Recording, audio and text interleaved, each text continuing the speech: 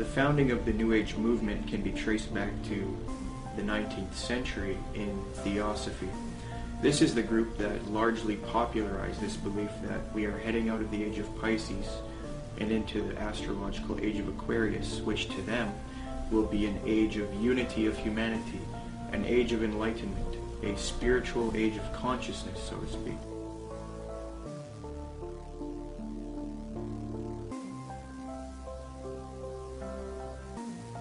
It's very clear, yes, there's going to be a one world, political, economic, religion, and this is what all the globalists, the elite, the high-level occultists, the high-level New World Order people, this is what they're wanting. This is what the Bible pretty much clearly predicts as well. And this is obviously what we're moving to. The Freemason and One World Government advocate Zbigniew Brzezinski said the following in his work Between Two Ages, quote, "The technotronic era involves the gradual appearance of a more controlled society. Such a society would be dominated by an elite, unrestrained by traditional values. Soon it will be possible to assert almost continuous surveillance over every citizen and maintain up-to-date complete files containing even the most personal information about the citizen." This admitted New World Order agenda to create a one-world government that rules over humanity is not only political, it is also spiritual and based on what is known as the New Age. This can be verified with irrefutable documentation. Most of the Christians doing this kind of work have been silenced, so I set out across the border to speak to the few researchers that are still left. There are not many researchers left who have not been deceived by the New Age. Speaking with these people helped confirm my position even more. The New World Order exists. The elite are occultists who adhere to New Age doctrines, and they are responsible for this new trend of discrediting Christianity, Jesus Christ, and the Christian New World Order researchers. There is a voluminous amount of data that I have obtained in my research on this subject, but after watching this production, do not believe me. Don't believe a word of what I'm saying. Do your own independent research and verify this for yourself.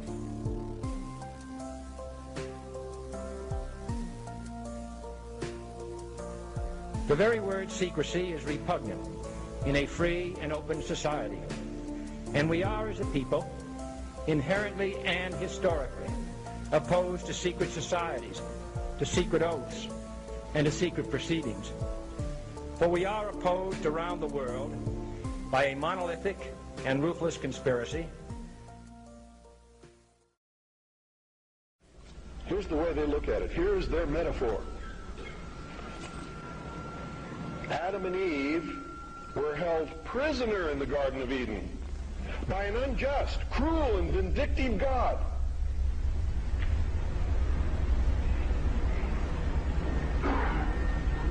Until Lucifer, through his agent Satan, set man free from this garden by giving him the gift of intellect. Through the use of intellect, man will conquer the earth, will conquer nature, and will himself become God. It's taught in every Masonic temple in this land. Every secret brotherhood, every secret society, every mystical temple, every occult organization teaches the Luciferian philosophy.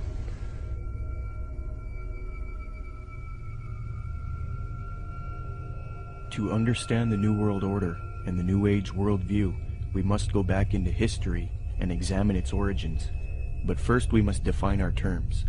By New Age, I am speaking about a worldview that has many facets and components, such as astrological and zodiacal beliefs in the New Age concept, channeling higher powers to achieve knowledge, meditation, the belief that all is one or forms of monism, the belief that we can attain godhood, esotericism, or in other words, reinterpreting ancient texts to find hidden meanings and unify all religious belief into one.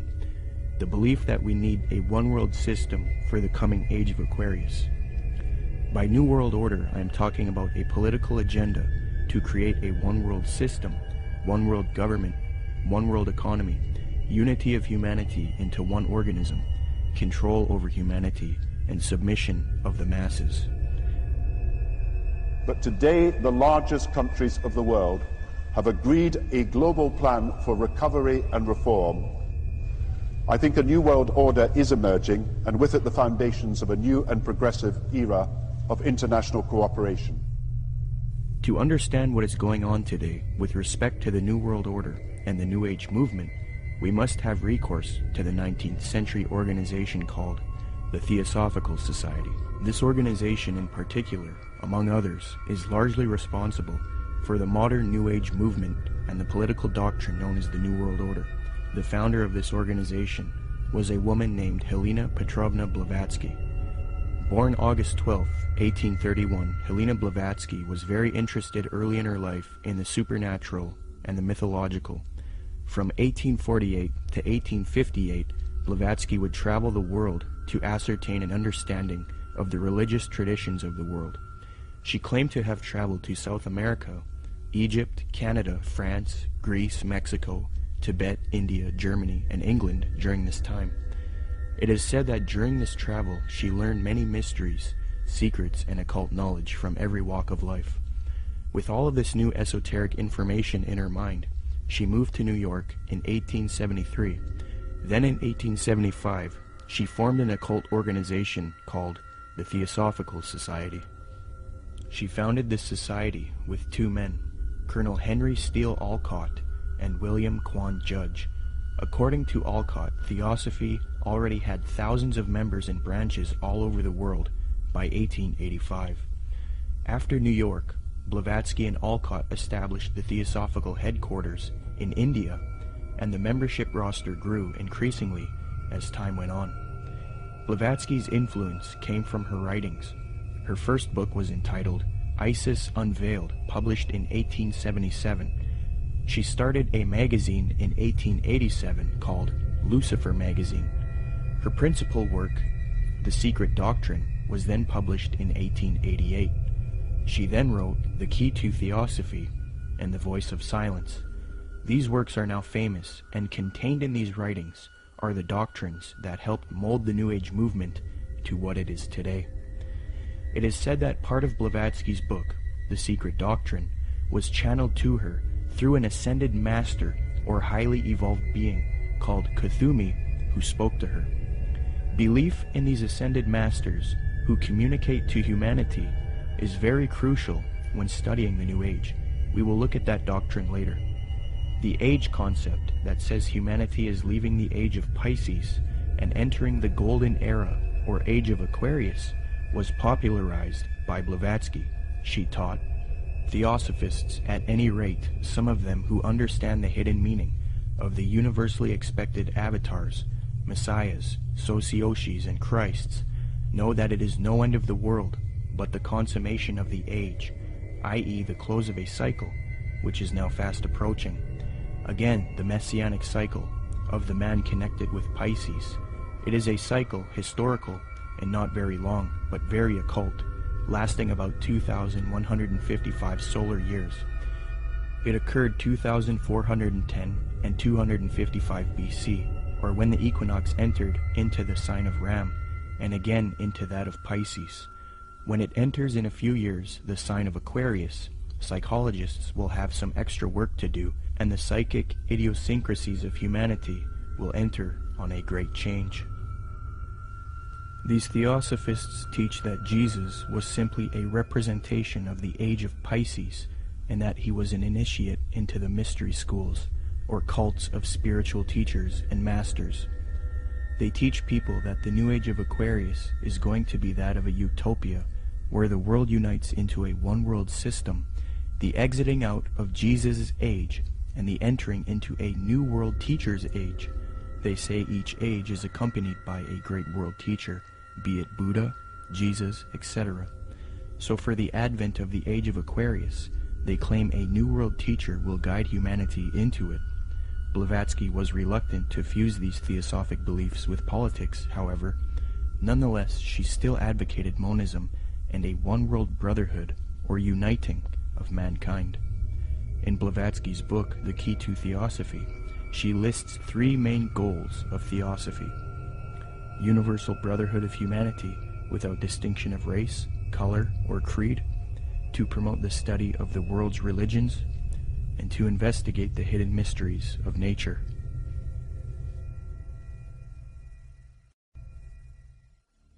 As time went on, Theosophy got very popular. Many prominent figures would join the Theosophical Society from all over the world, and many popular doctrines of today's New Age movement would be molded and shaped by them. Theosophy is the first major New Age group, and they are largely responsible for many of the modern New Age beliefs, including the belief that Jesus represented the sun god.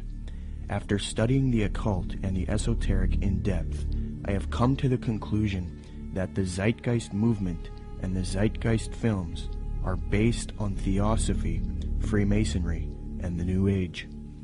For those who are unfamiliar, in 2007, a man named Peter Joseph released a film called Zeitgeist. This film received millions of views on the internet and became very popular. Then in 2008, Zeitgeist Addendum, the sequel, came out. From there, Peter Joseph established the Zeitgeist movement. Whether Zeitgeist was a film that was intended by Peter Joseph or whoever was behind it to be what it ended up being, I don't know. But I can say that the message that's being expressed by Zeitgeist is without a doubt the most clear depiction of the mystery school ideology. And it's done in such a way to be, it's kind of what I've described as a sort of mystery schools for dummies. It's a way to get people that normally wouldn't be setting foot to any various secret societies. It's a way to indoctrinate them and get them to believe in the same sort of elitist mindset without having to go through any particular initiation. It's also usually accompanied with the idea of pride. That is that the people believe that what they believe is only for a select few, and that sort of has this way of sticking with them, and that nobody believes what I believe, and so it's sort of this elitist mindset that comes with that as well. The first Zeitgeist film was divided into 3 sections. The second section was about 9/11 being an inside job. The third section was about the corruption of the Federal Reserve. I have no real issue with the last 2 sections, but since the release of the first Zeitgeist film, Peter Joseph, the creator, has distanced himself from the 9/11 issue altogether.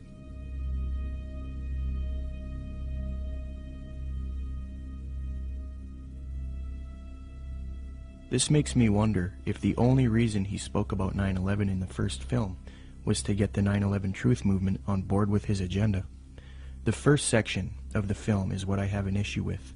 Contained in this section is the modern belief system of the New Age movement, the Theosophical Society, and Freemasonry. With the Zeitgeist, it's, Satan's good at what he does, bottom line. And the first one, what they do is they come right out, and in the first segment, I think the first 38 minutes, they just go after Jesus Christ, his deity.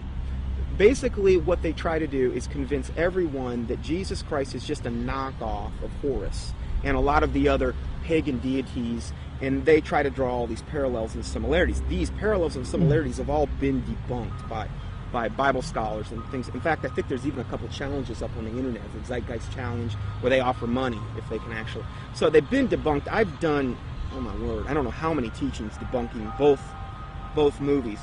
But if somebody were to see that for the first time and not know any different, oh, hey, it sounds convincing, sounds, this or that. And so what they've got to do is discredit the Word of God, the deity of Jesus Christ. As Theosophy grew, it produced influential figures such as Annie Wood Besant, born October 1st, 1847. She was a Marxist and a socialist. Besant was so inclined towards socialism that she defended it in public debates. One such debate was conducted between her and a man by the name of G.W. Foote, a secularist who supported republicanism. The debate was held at the Hall of Science on February 2nd, 9th, 16th, and 23rd, 1887, a 4-night debate series. The title of the debate was, "Is Socialism Sound?" Angelique Richardson and Chris Willis from the University of London Institute for English Studies, when commenting on Besant's worldview, note, quote, "The socialist feminist Annie Besant joined the Marxist-based Social Democrat Federation, SDF, in the 1880s. Annie Besant met the founder of Theosophy, Helena Blavatsky, in 1890, and she quickly read Blavatsky's material. Besant recorded her first acquaintance with Blavatsky. She wrote, quote, "I was standing with my hand in her firm grip and looking for the first time in this life straight into the eyes of HPB. We rose to go, and for a moment veil lifted, and two brilliant, piercing eyes met mine, and with a yearning throb in the voice, 'Oh, my dear Mrs. Besant, if you would only come with us.' I said a commonplace, polite goodbye, and turned away with some inanely courteous and evasive remark. 'Child,' she said to me long afterwards, 'your pride is terrible. You are as proud as Lucifer himself.'" Besant would get involved with the secret society known as Freemasonry. In 1902, she established the International Order of Co-Freemasonry, and then set up lodges all over the world with theosophic underpinnings. Theosophy, Freemasonry, and Marxism are all connected with the New Age movement. Besant would become president of the Theosophical Society in 1908. As I give you the history and lay the framework for the origins of the modern New World Order ideology and the New Age movement, it is important to note the role of Freemasonry. As previously noted, Theosophy and Freemasonry were somewhat affiliated in the late 19th century. In fact, Helena Blavatsky received an honorary degree of Apprentice Companion, Perfect Mistress, Sublime Elect Scotch Lady, from the Rite of Adoption. She was awarded with these titles by the 33rd degree Freemasons John Yarker, M. Kaspari, and A.D. Lowenstock. Here is a reprint of the Masonic certificate that Blavatsky received.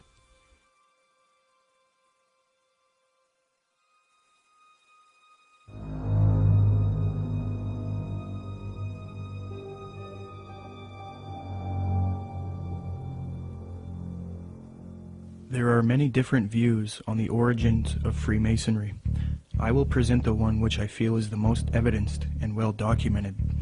Modern speculative Freemasonry wasn't officially established until 1717 in London with the founding of the First Grand Lodge. Prior to that, there were Masonic lodges in the late 16th century. You first have operative Masonry involving those who would work with stone and who were part of a stone guild that built cathedrals and buildings in the Middle Ages. Around the 17th century, these operative Masons started accepting people into their craft who were not simply stoneworkers. Soon Masonry was not simply limited to stoneworkers. They then later developed into modern speculative Freemasonry of today, which involves secret handshakes, codes, symbolism, mythology, and legendary. The earliest documentation of the word Freemason is in the calendar of the coroner's rolls of the City of London. This is dated 1378 AD, edited by Reginald Sharp and published in 1913. Commenting on the origins of Freemasonry, Harry Carr remarks, quote, "It developed in Britain out of the building trades and fraternities, whose history goes back some 600 years in England. I do insist, however, that our present-day speculative Freemasonry is directly descended from the operative Masonry, whose beginnings we can trace back to the earliest record of organization among Masons in 1356. As far back as 1917, as modern Masonry was already 200 years old, people were recognizing the connection Freemasonry and Theosophy had.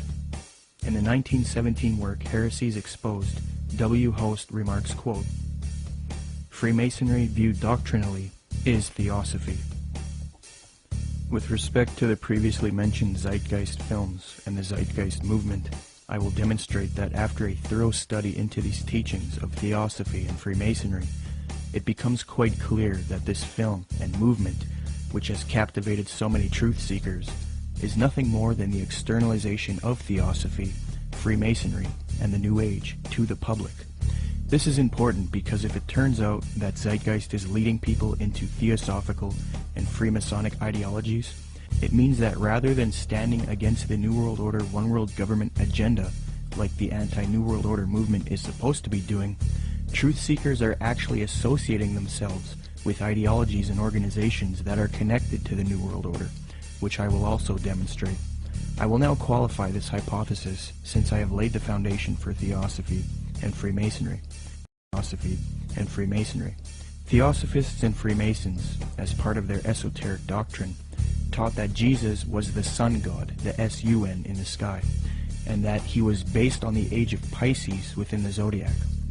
The Marxist Theosophist Annie Besant taught her students, quote, "Then the sun retrograded into Pisces at the time of the birth of Jesus Christ, the Pisces influence being shown by cures performed by stepping into pools of water, Christ choosing his first apostles from fishermen," unquote.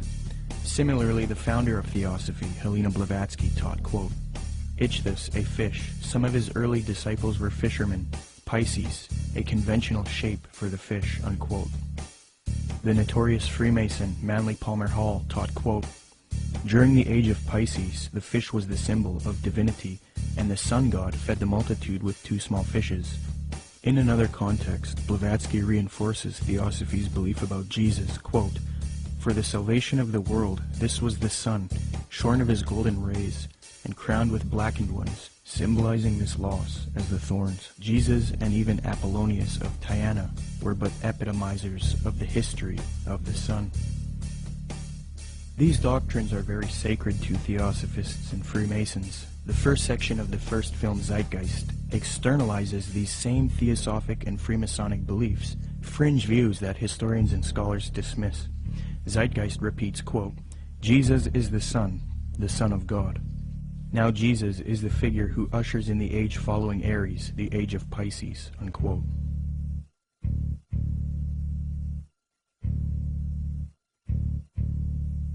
Now, noticing these parallels, one might think that Peter Joseph, the creator of Zeitgeist, was ignorant of the fact that he was indoctrinating people into Theosophic and Freemasonic ideologies. However, Zeitgeist is not only spreading these doctrines of Theosophy and Freemasonry, but Zeitgeist also associates itself with prominent Theosophists, Freemasons, New Agers, and occultists in their own transcript for the film, leaving little debate as to the connection it has to these groups. Zeitgeist listed all of its sources for the film in its online transcript, and among the names of people appealed to are Helena Blavatsky, the founder of Theosophy, the Freemason Albert Churchward, New Ager Acharya S., New Ager occultist and theosophical apologist Jordan Maxwell, the Druid Gerald Massey, Edward Carpenter, the socialist and acquaintance of Theosophist, Freemason and Marxist Annie Besant, the Freemason Manly P. Hall, and the Druid Godfrey Higgins, who is associated with Helena Blavatsky. The fact that Zeitgeist chooses to associate itself with these prominent Freemasons, Theosophists, New Agers, and occultists shows us why the truth movement should avoid them. It is a well-known fact that these same esoteric organizations have openly stated that they wish to indoctrinate the public with their esoteric religious ideas and externalize their views to humanity, eventually resulting in a new world order for the age of Aquarius, which they all await with anticipation. Let me qualify this. As Theosophy grew, it produced another prominent woman named Alice Bailey, born June 6, 1880. She is one of the most influential Theosophists, and it was her who was responsible for convincing New Agers that humanity needs to make a one-world government and one-world religion for the age of Aquarius. In order to achieve this system, she deemed it necessary to teach humanity the religion of Theosophy and Freemasonry, the same doctrines that Zeitgeist is now spreading. Speaking on the spiritual war between esotericists and people who refuse to accept the New Age, she says, quote, "It will be fought largely with mental weapons and in the world of thought. It will involve also the emotional realm from the standpoint of idealistic fanaticism.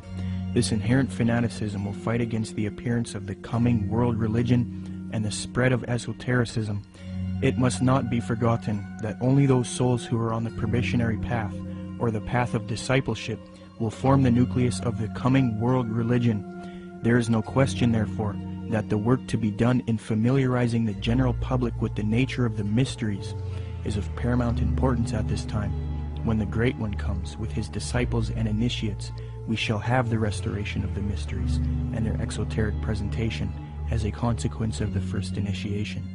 Alice Bailey also reveals that Freemasonry is meant to produce advanced occultists and is in accord with the theosophical goals.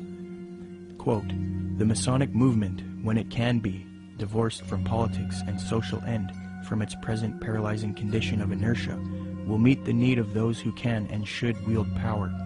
It is the custodian of the law, it is the home of the mysteries, and the seat of initiation. It holds in its symbolism the ritual of deity, and the way of salvation is pictorially preserved in its work. The methods of deity are demonstrated in its temples, and under the all-seeing eye, the work can go forward. It is a far more occult organization than can be realized, and it's intended to be the training school for the coming advanced occultists, unquote. The main source of Zeitgeist is Acharya S. She advocates one world system under the age of Aquarius. This is very interesting as the main source that this traces back to is Alice Bailey. You can trace this to one book in particular called The Externalization of the Hierarchy, which advocates this extensively and even openly admits this in the first few pages of that volume. In his book, The Arcana of Freemasonry, the Freemason Albert Churchward that Zeitgeist appealed to gave the following admission, quote, "Can the unity of the world be accomplished by Freemasons? Yes, and by Freemasons only." There is a common misconception about Freemasonry, and that is that many people believe it is merely a friendly fraternity where men meet up to network and socialize. This is partially true, but there are elements of Freemasonry that are not so innocent. The Freemasonic Society was infiltrated in the late 18th century by an organization called the Order of the Illuminati. There's a lot of fictional, embellished information about the Illuminati, but if you sift through all of the data, there are some very important key facts. All historians will grant that the Illuminati certainly existed in Bavaria, Germany, and that it was founded in 1776 by a man named Adam Weishaupt. This organization was a type of revolutionary organization that sought political and societal reform. The order grew and became very popular. It was then outlawed by the patriotic ruler of Bavaria, Duke Karl Theodor. He issued 3 edicts against the Illuminati, the third being in 1787.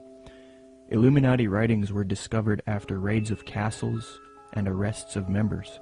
These writings were then translated from Old High German by 2 men contemporary with the Illuminati, Abe Barrel and John Robison.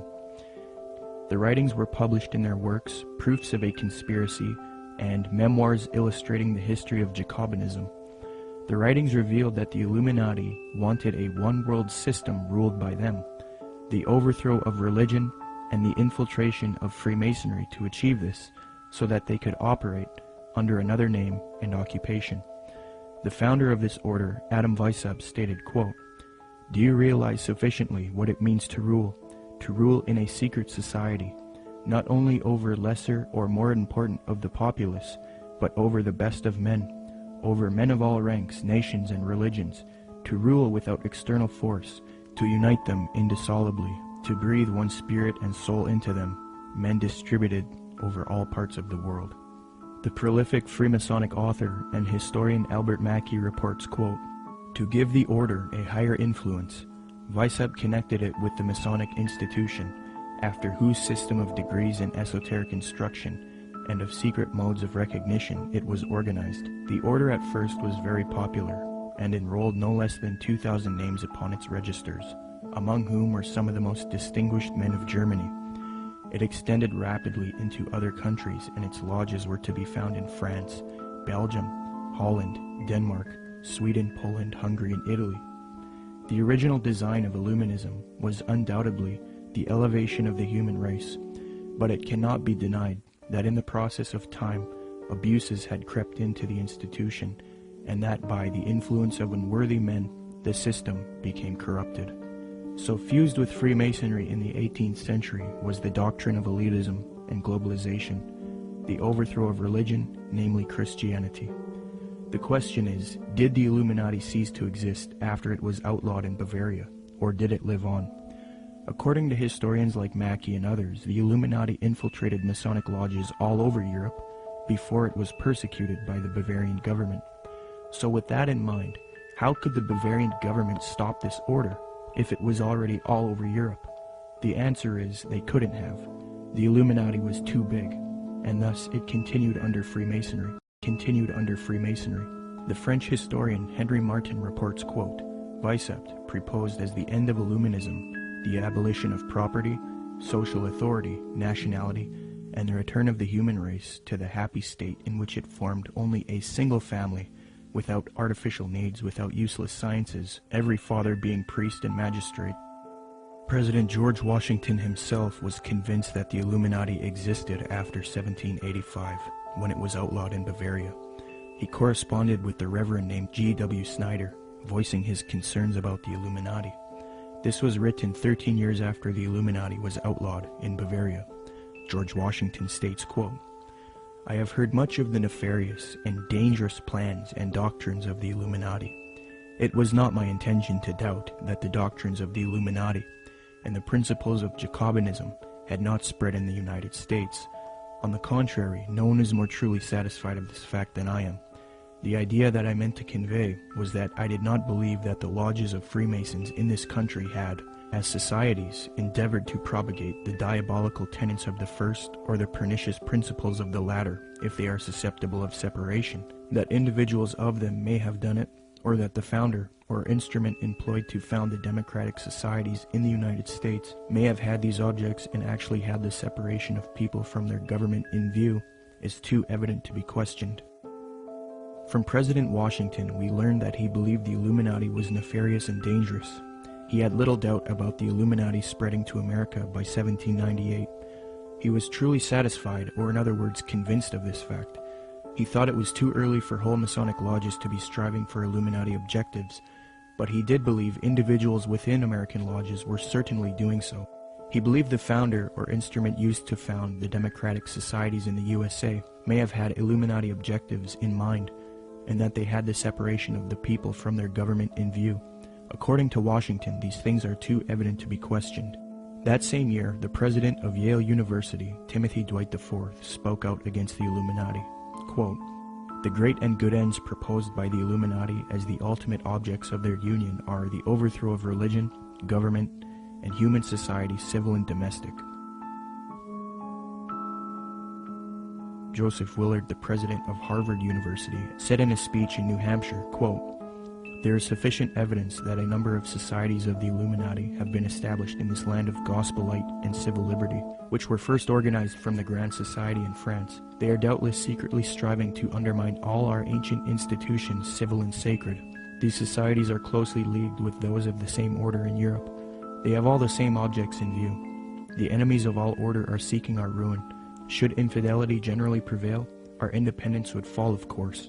Our republican government would be annihilated.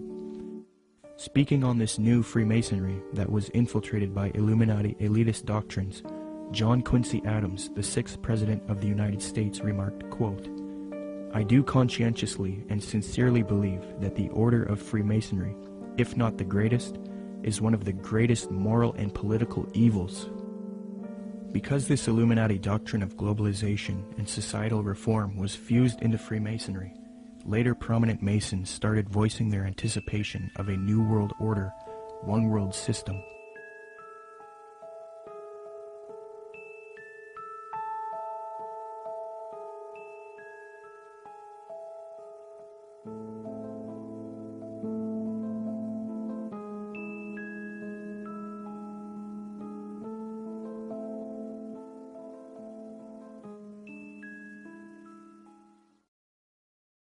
Freemasonry is just one of many ways to get people into the occult. But even more than that, it's able to get them into a really sort of packaged way to produce people that can be used in a more mechanical way in the system. That is, that they can be put into places of power to turn a lot of the gears and things like that. Let me demonstrate that the high levels of Freemasonry and Theosophy are now simultaneously striving for a new world order, one world religion.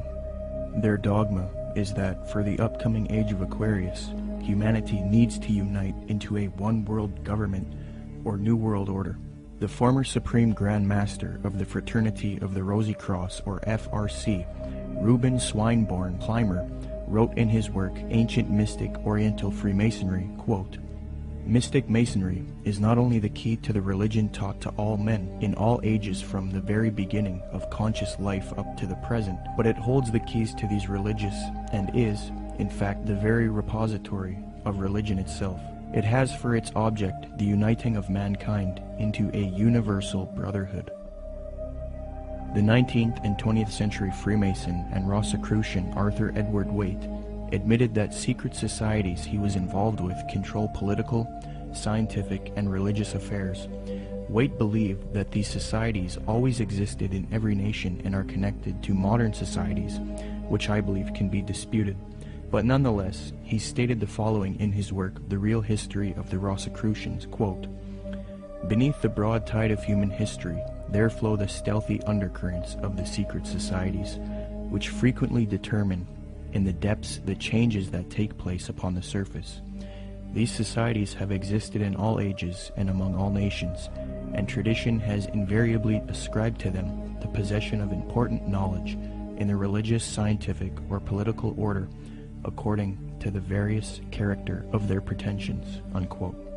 The official Freemasonic Scottish Rite magazine, entitled The New Age Magazine, admits that it is for a New World Order, New World Religion, and New Age, quote, "Great God our King has chosen the great American public schools to pave the way for the new race, the new religion, and the new civilization that is taking place in America. Any mother, father, or guardian who is responsible for the taking away of the freedom of mind, freedom of will, or freedom of spirit is the lowest criminal on earth, because they take away from that child the God-given right to become part of God's great plan in America for the dawn of the new age of the world."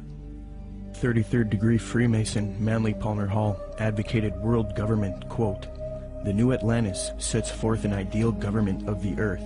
It foretells that day when in the midst of men there shall rise up a vast institution composed of the philosophic elect, an order of illumined men band together for the purpose of investigating the laws of life and the mysteries of the universe. The age of boundaries is closing, and we are approaching a nobler era when nations shall be no more, when the lines of race and caste shall be wiped out, when the whole earth shall be under one order, one government, one administrative body," unquote. Alice Bailey, the prominent theosophist, stated, quote, "The new era is coming. The new ideals, the new civilization, the new modes of life, of education, of religious presentation, and of government are slowly precipitating, and nothing can stop them." N. Sri Ram, a prominent theosophist and New World Order advocate, stated, quote, "Let us first consider the restoration of the mysteries. It is well known among members of the co-Masonic movement that its work has been faithfully continued up to the present, and that its number of lodges has steadily increased. I imagine that at such an auspicious time, when the inner and outer worlds will have come much nearer together, some of the great leaders of the hierarchy might take part in the outer work of reconstruction, and will then become the recognized leaders of the new world government," unquote.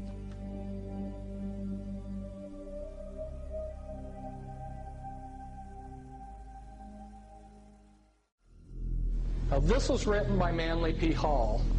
Manly P. Hall was both a Grand Master within Freemasonry, and he was a Grand Master in the Illuminati. And he says, "All of sincere heart will find consolation in the conviction that powers beyond and above human corruption continue to administer the destiny of the globe. It would be a mistake to confuse the governing bodies with the various sects which pretend to authority but give no indication or proof that they can manage efficiently even their own affairs." Now, Manly P. Hall knows who he's referring to here because he's part of that secret body. But of course, he speaks positively of it. The Zeitgeist films and movement have more ties to Theosophy and Freemasonry. At just 2 minutes into the second Zeitgeist film, Zeitgeist Addendum, a lecture of a man by the name of Jiddu Krishnamurti is played. Jiddu spent much of his childhood in southern India.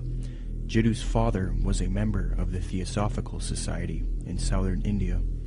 When Jiddu was a boy, he was discovered by the Theosophist C.W. Ledbetter. Ledbetter was a man who was brought up on charges of immoral behavior with young boys, yet he still had a close relationship with the president of Theosophy, Annie Besant. Ledbetter and Besant would adopt Jiddu and take him to England.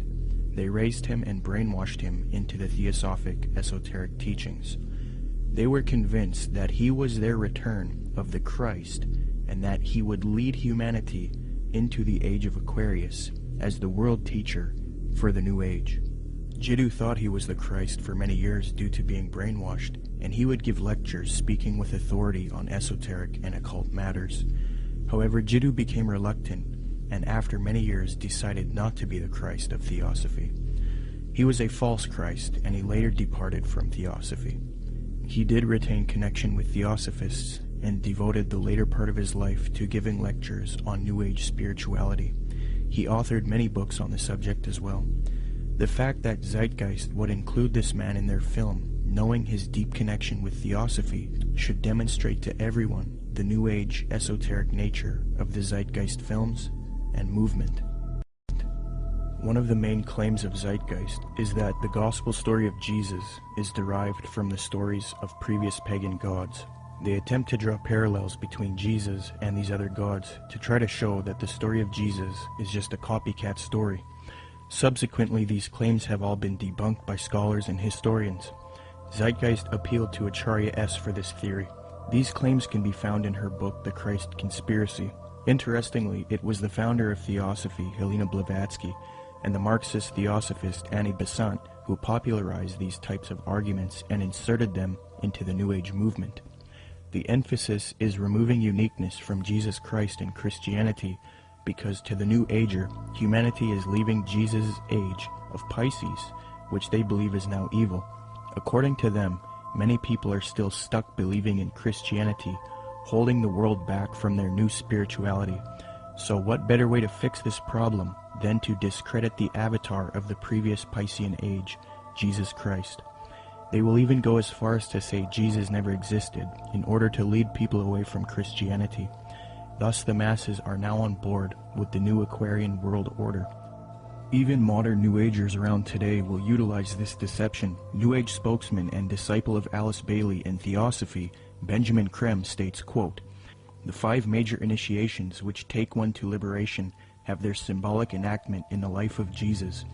That is what the gospel story is really about. It is a very ancient story and has been presented to mankind again and again in different forms long before the time of Jesus," unquote. When one compares Acharya S.'s book The Christ Conspiracy to Helena Blavatsky's book Isis Unveiled Volume 2, it becomes quite clear where Acharya got much of her material. For extensive rebuttals to this copycat thesis, see the following books, videos, and articles. The 3 things that Zeitgeist adopts from Theosophy and Freemasonry with respect to theology are 1. The belief that the story of Jesus was copied from other religions. 2. That Jesus is a representation of the sun. And 3. That Jesus ushered in the age of Pisces. It makes sense why Theosophists would spread these views, because they want a world system for the age of Aquarius, and in discrediting Christianity and connecting Jesus to astrology, they can get apostate Christians on board. But why then does Zeitgeist spread this propaganda? Interestingly, the creator of Zeitgeist, Peter Joseph, has wanted a world system or utopia paradise on earth since the release of the first Zeitgeist film.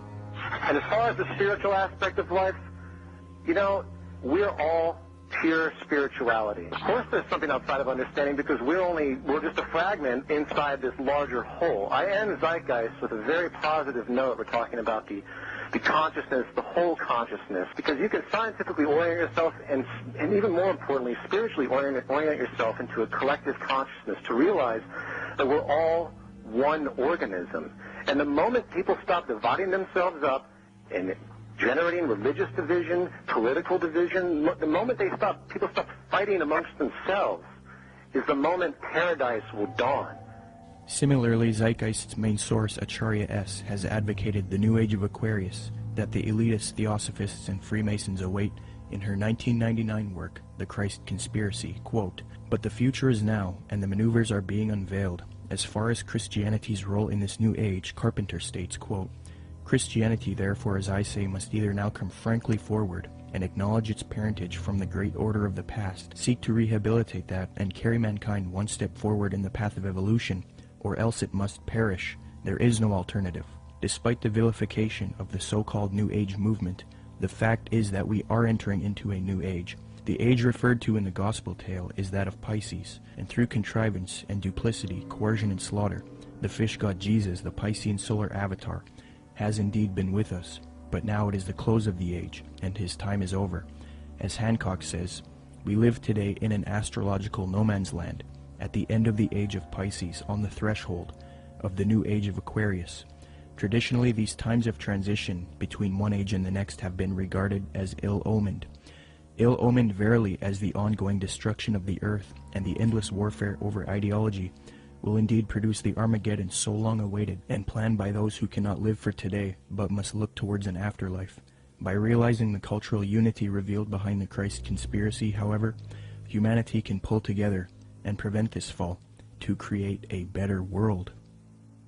75 years before Zeitgeist's main source Acharya S. penned that admission, the former president of Theosophy, Annie Besant, wrote something almost exactly the same, quote, The equinox will reach the sign of Aquarius, coinciding the great cycle of influence.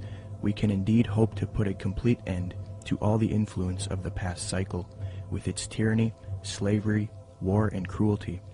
This is one of the great transitional epochs, and the karma before humanity as a whole, and to every group in particular, is to reform itself from slavery, female subjection, war, and cruelty, and establish a civilization based on humanness and interest in spiritual matters. New Age author Gail Fairfield explains what is expected for the supposed upcoming age of Aquarius. She states, quote, The sign of Aquarius is the sign of focused concepts. It concentrates intently on developing its ideas and then applies them to the betterment of humankind. It has talent for rapidly correlating all the information available into a political, ethical, spiritual, technological system.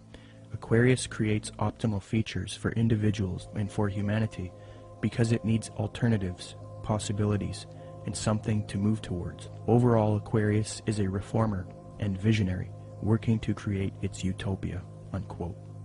Isn't it interesting that right after Zeitgeist promoted the Aquarian New Age concepts in the first Zeitgeist film, the second film, Zeitgeist Addendum, then goes on to convince its followers to strive for a similar Aquarian one-world system, New World Order, called the Venus Project.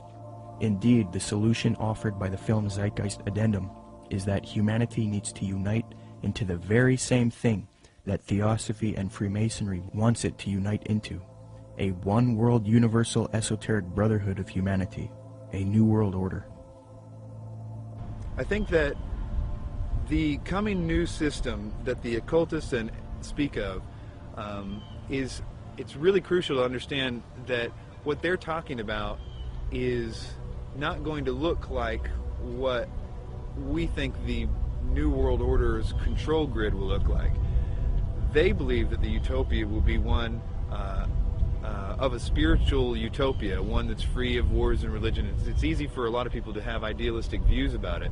They're going to make it sound wonderful, which is what like the Zeitgeist Addendum particularly does in the second part, where they talk about, oh, we're going to like, you know, have free energy, we're going to provide your needs. There's been talk about erasing all debts. That's more the Venus Project is more what is it Jacques Vallée? Jacques Fresco. That's more what he's into. Okay, this is his utopian approach to the New World Order, where I literally heard him say on the addendum, where he said, "We'll have no laws. All laws will be done away with." I thought to myself, "Oh, law? I mean, nobody's going to have to work. It's just going to sound like wonderful." I mean, he's talking about how are people going to make livings? Well, you won't have to, and you can do whatever you want. And if you make a painting, you can give it to somebody. I mean, this utopian world, but it's going to come at an extremely high price regarding the mark of the beast. It's not going to be what they're cracking it up to be, and most likely, it's only going to come with massive depopulation, and they're going to probably try to pull that off a number of different ways. But you have the Zeitgeist, this utopian approach. And then you also have the way the Ascended Master, some of the Ascended Masters say, will be done through a project called Nasera, which, you know, is very similar in what the Zeitgeist Addenda talks about. It's just kind of a different flavor of it all. So which one they're actually going to be able to pull off, if the Lord lets them do it, it's kind of up to the Lord. It's hard to say which way it'll go. Which one they're actually going to be able to pull off, if the Lord lets them do it, it's kind of up to the Lord. It's hard to say which way it'll go. The Venus Project looks like Francis Bacon's New Atlantis, this concept that has been with the occult realm for a long time.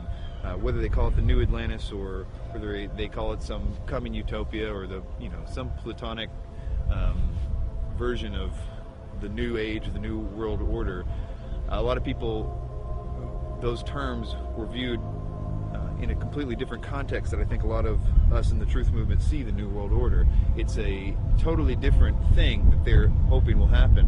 And I think that we can be in danger if we think that the New World Order is just going to be a police state control grid, which I think it will be, but I think it will be in the context of a lot of supernatural things going on. So it's going to look like the old world order is gone, and in doing so, it's going to be exactly what those like Francis Bacon and all the others have mentioned. This New World Order is going to be proposed to look just like the Venus Project, but I can tell you that won't be the case for very long. It might be right at the beginning, but not as it goes on.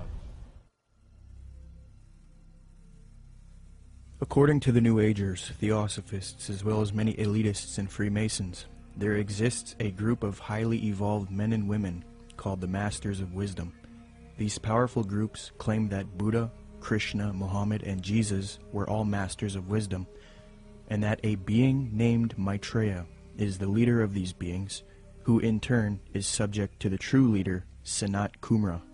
New Age Theosophist Dane Rudhar concedes that the leader of the Masters, Sanat Kumara, is in fact Satan, according to the esotericists. Quote, Satan is an anagram for Sanat Kumara, who in the esoteric philosophy of India is the Promethean being who gave mankind the fire of self-conscious and independent individual selfhood, unquote. John Michael Greer in the New Encyclopedia of the Occult notes, quote, Satan has a possible echo in Theosophic lore, where the Lord of the world, the spiritual ruler of the earth, and the head of the Great White Lodge is Sanat Kumara, a lord of the flame who descended to earth from Venus in a fiery chariot some 6 million years ago, unquote.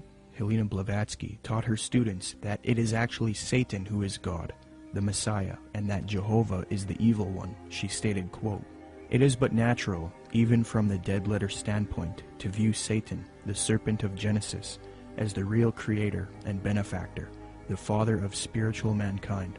For it is he who was the harborer of light, bright radiant Lucifer, who opened the eyes of the automation created by Jehovah, as alleged, and he who was the first to whisper, In the day ye eat thereof, ye shall be as Elohim, knowing good and evil, can only be regarded in the light of a savior, an adversary to Jehovah, the personating spirit.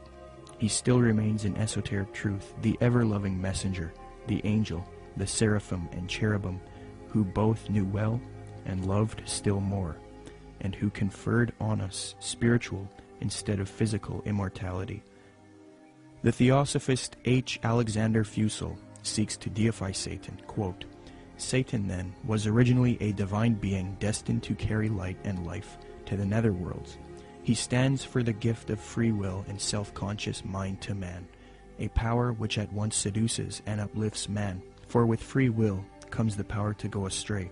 Satan is therefore man's teacher, unquote. Once you are willing to give worship to Satan is when you are given a certain kind of power that the deceived, those that are just thinking it's them or thinking that something else, can't have access to. So Freemasonry is a systematic way to get people to that level without actually just coming out and saying it right at first. One of the former leaders of the Theosophical Society, who was contemporary with Blavatsky and Annie Besant, tells us what the 19th century position on Satan is. In his work Spiritualism, Madame Blavatsky, and Theosophy, Rudolf Steiner states, quote, Lucifer is not a being that we can see with our present-day physical eyes. Lucifer can be seen only with the awakened clairvoyance. Seen clairvoyantly, in fact, Lucifer is a particular being who was left behind during the moon phase of evolution, unquote.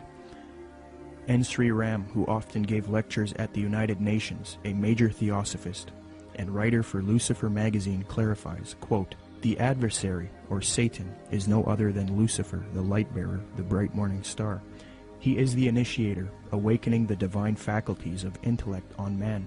He is the king of the fallen angels, spirits from higher spheres, who descended among primitive mankind of the third race, to develop in man and endow him with his self-conscious mind, or manas," unquote. Theosophy teaches that Satan or Lucifer is actually a divine being who saves humankind and brings him consciousness. Many modern influential New Agers who are deceived by Theosophy repeat the same theme. David Spangler admits that Lucifer is a being that New Agers honor, and the light of Lucifer is the light of God. Quote, "The true light of Lucifer cannot be seen through sorrow, through darkness, through rejection. The true light of this great being can only be recognized when one's own eyes can see with the light of the Christ, the light of the inner sun. Lucifer works within each of us, trying to bring us to wholeness. And as we move into a new age, which is the age of man's wholeness, each of us, in some way, is brought to that point which I term the Luciferic initiation, the particular doorway through which the individual must pass if he is to come fully into the presence of his light and his wholeness.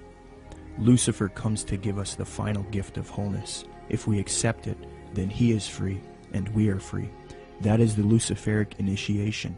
It is one that many people now, and in the days ahead, will be facing, for it is an initiation into the new age. It is an initiation of leaving the past and moving into the new, shedding our guilts and fears, our anxieties, our needs, our temptations, and becoming whole and at peace, because we have recognized our inner light and the light that enfolds us, the light of God," unquote. So indeed the Luciferian doctrine is fused into the New Age movement due to Theosophy. Along with this doctrine is the belief that because of Satan, man is now thinking he will evolve, conquer the world, conquer nature, and become a god. The Freemason W.L. Wilmhurst bolstered the fact that Freemasonry is aimed at creating god men. The purpose of initiation is attaining godhood, he states, quote, "The height of the lodge, even as high as the heavens, implies the range of consciousness possible to us. When we have developed our potentialities to the full is infinite. Man who has sprung from the earth and developed through the lower kingdoms of nature to his present rational state has yet to complete his evolution by becoming a godlike being and unifying his consciousness with the omniscient, to promote which is and always has been the sole aim and purpose of all initiation," unquote. Danny and Englewood, you're on the air. Go ahead. Yeah, you're going to take this the wrong way, Peter J., director of Zeitgeist, but what you just said sounds exactly like Satanism. Not saying that you are satanic. I don't believe in Satanism. If you want to use that word, you know what Satanism that's your own, that's you know your what own idea. Satanism is? Atheists. People who do not believe in a God. People who believe that man is a God. That's what that's Satanism correct. is. You are God. Okay, then you are a Satanist. You are God. You are God. You are God.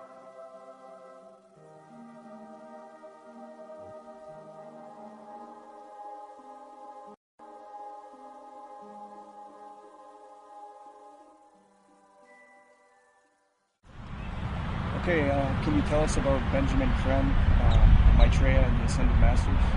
Okay, well, Benjamin Creme was born in 1922, and in 1959 he was contacted by one of the masters, Ascended Masters. They don't really get real specific who actually contacted him first, but what they did is asked him if he wanted to participate in this coming, where he would actually talk about and be kind of like the John the Baptist for the coming Maitreya, as they called him. And he accepted, and in 1975 he started Share International, which is kind of like the mouthpiece for who they call Lord Maitreya. And in 1977, Maitreya actually made, according to them, his physical appearance, where he came from the Himalayas, and supposedly he occupied a body, came in on a plane from the Himalayas, and they even used that whole thing about him coming from the Himalayas in 1977 to say that this fulfills the Bible scriptures where it said he will come in the clouds, which is such a joke. But so Maitreya has really been, or Benjamin Creme has really been, like, again, the kind of like the false version of John the Baptist for Maitreya ever since, really. He's went around, lectured.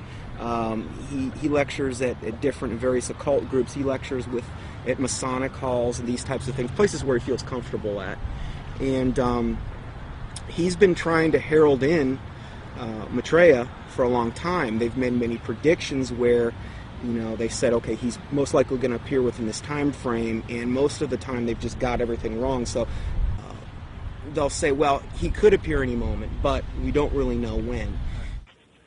The New Age religion, folks, is going to have a worldwide leader, a charismatic political and religious leader that they call Lord Maitreya. At least so far that's who they call him, or that's what they call him. This individual, as far as I know, has not made his public appearance yet, but the New Agers claim that he is on the earth at the present time. They claim that he came to live with the Asian community in East London, England, in July 1977 by descending from his ancient retreat in the Himalaya mountains along the border of India and Tibet. They further believe that his imminent emergence into full public view is assured.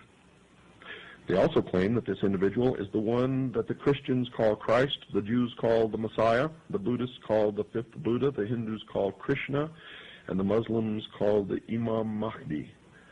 In other words, all of the major religions of the world are awaiting the arrival of this one individual. And they say that he is on the earth now, patiently waiting for the appointed time to reveal his existence to the peoples of the world. They say that he will apparently assume the leadership of all of these religions, and when he does, he will create a one-world religion. The New Agers have written that in the esoteric tradition, previously defined as being intended for or understood by only a chosen few as an inner group of disciples or initiates, in other words, the esoteric means hidden. They claim that the word Christ is not the name of an individual, but the name of an office or function within the spiritual hierarchy of masters. They claim that the masters are a group of perfected men who have guided human evolution from behind the scenes for centuries, and they believe that this Lord Maitreya is that Christ. Now, Manly P. Hall has written of this individual by identifying him as, quote, the way, the truth, and the life, which coming to every life redeems all who accept it, unquote. Since Jiddu Krishnamurti, featured in Zeitgeist Addendum, failed as the world teacher responsible for ushering in the Age of Aquarius one-world system, Theosophists, Freemasons, and occultists have been waiting for their world teacher since then. Well, on January 9th, 1959, a student of Alice Bailey and Blavatsky, who was already familiar with the doctrine of the Ascended Masters, Benjamin Creme, would come into contact with powerful forces who would appoint him to introduce Maitreya, the world teacher, to humanity. Creme's first experience is as follows.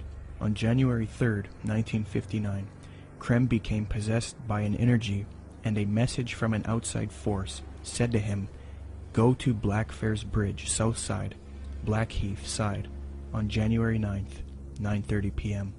So on January 9th, 1959, Benjamin Creme followed these instructions and crossed Blackfriars Bridge in London, walking to the south side. There was no one about. It was deserted. There was a car waiting at the far end of the bridge. He walked beside the car and looked inside of it. There were some people in it who he did not know, but one of them was a man who told him he had been receiving messages from the Ascended Masters. From there, Creme started receiving messages again from this force, who he now believed were these Ascended Masters that Theosophy invented. This entity told Creme to pull out his tape recorder. It began giving Creme long dictations, which he repeated into the tape recorder. The entity said, "Now our master Maitreya himself has something important to tell you." Krem then claimed to be overshadowed by Maitreya, this leader of the Ascended Masters. In a sense, he was possessed by Maitreya. Krem claims that the experience was that of total identification with everything and everybody in the world, a kind of universal experience such as he had never felt. He was filled with a foreign tremendous energy. Krem claimed to have seen a vision of himself in the future, as well as Maitreya, the world teacher, who ushers in the age of Aquarius, one world system. Later he was instructed that he would help introduce Maitreya to the world. Since then, Krem started an organization called Share International. They have a website as well. It is aimed at promoting Maitreya and the teachings of Theosophy and the New Age. Krem admitted that he was influenced by Helena Blavatsky and Alice Bailey. Quote, "To many today, this awareness includes the recognition of higher states of consciousness attained by those who make up the emerging spiritual kingdom, the masters and initiates of the world. Their existence was first revealed in modern time by H.P. Blavatsky, co-founder of the Theosophical Society, as long ago as 1875.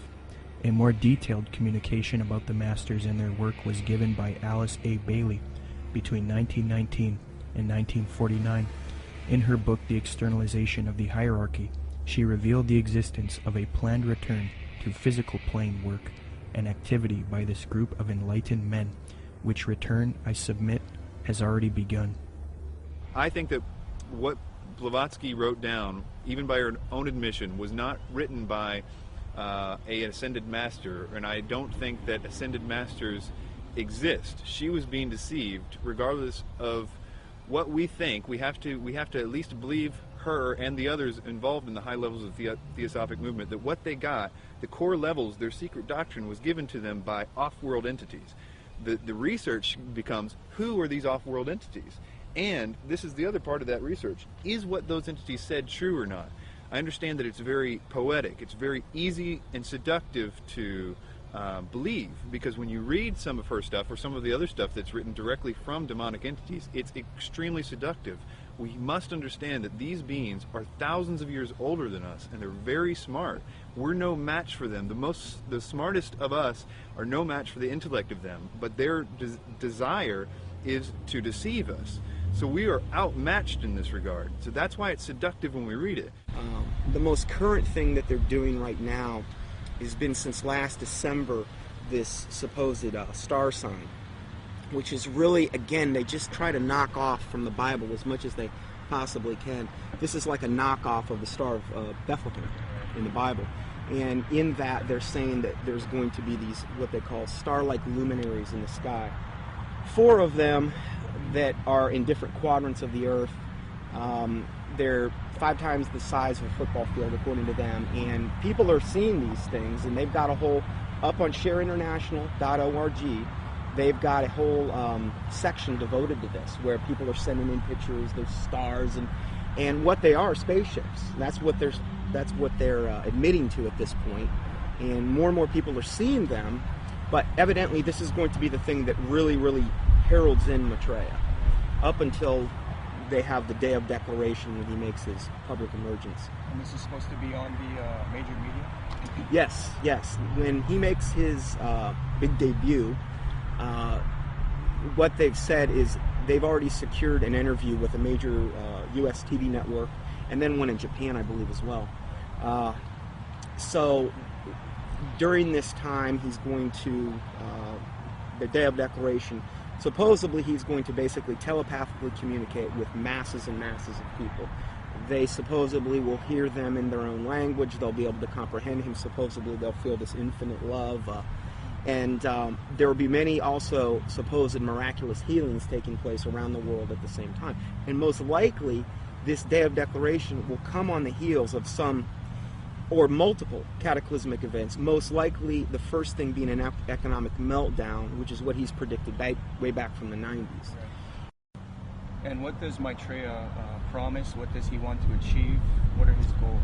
Well, you know, if you look at the word Share International, which is the name of the site, you know, if you read what he says, he wants the world, resource sharing of the world. He doesn't want there to be any, supposedly, any inequalities of the world.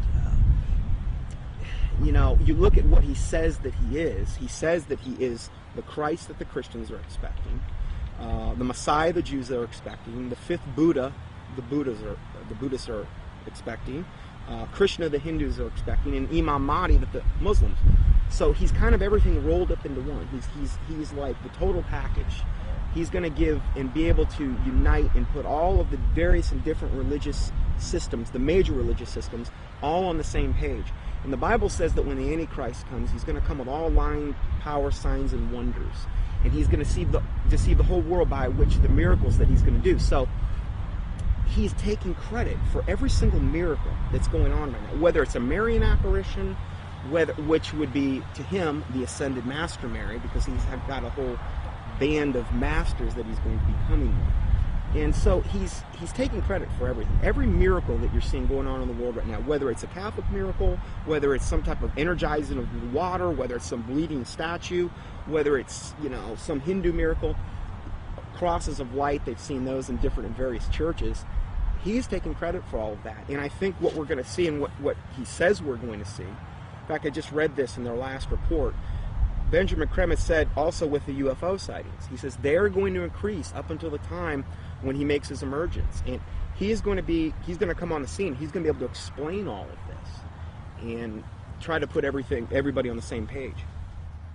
My personal belief is that the Antichrist, or the world teacher, will seem to actually be Christ, in the sense that he will seem to destroy some old system and some old bad leader. And I think that it will somehow be tied to, I don't know, this is my guess, but it will somehow be tied to some sort of fake or alien invasion or presence of some sort. I don't know if Maitreya fits all those characteristics, but I wouldn't doubt it for 1 minute if he was. My personal opinion is that Krim is somebody who is being talked to by entities and is doing what he's told to be doing. But you have to understand, a lot of times with people that are channeling entities like that, they oftentimes do and say things that don't come true, because the demons themselves don't know when. They're still on a timeline that they can't tell when something's going to happen. So they're always keeping something ready to happen in case when they finally can. So in the case of that, like if you look at the Blossom Goodchild thing and these ideas that were consistently put out by channeled entities and things, it never came to pass because they don't have control over the timeline. They just have to always be ready. According to Share International and the Swahili edition of the Kenya Times, Maitreya made an appearance June 11, 1988, to a local congregation in Nairobi, Kenya. The editor of the Swahili edition of the Kenya Times, a veteran journalist named Job Matungi, witnessed the event and took some pictures. A summary of his article as it appeared in his newspaper is as follows, quote, "The tall figure of a barefooted, white-robed, and bearded man appeared from nowhere and stood in the middle of the crowd. He was walking slowly towards the new church building, away from the tent. Mary walked with him side by side. I stared at the stranger without blinking, wafted on top of his turbaned head, his feet, and his entire body. In clear Swahili, which had no traces of accent, the strange man announced that the people of Kenya were blessed, especially those who had gathered at the venue that afternoon. We are nearing the time of the reign of heaven, but before that I shall come back and bring a bucket full of blessings for all of you, the man said. A bucket full of blessings is a reference to the astrological symbol for the age of Aquarius. Aquarius is depicted as a man carrying a pitcher of water in the zodiac. But continuing with the article, quote, "It took the crowd nearly 20 minutes to recover after the man left the meeting in a car belonging to a Mr. Gurnam Singh, who offered to give him a lift.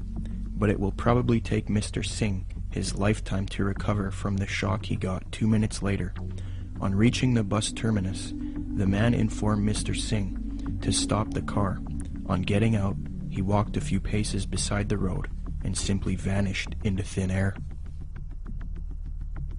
New Age expert and attorney Constance Cumby, author of The Hidden Dangers of the Rainbow, had stumbled onto this Maitreya figure in her research in the 80s. Her book, published in 1983, was the first book to give a full expose on Maitreya and Benjamin Creme.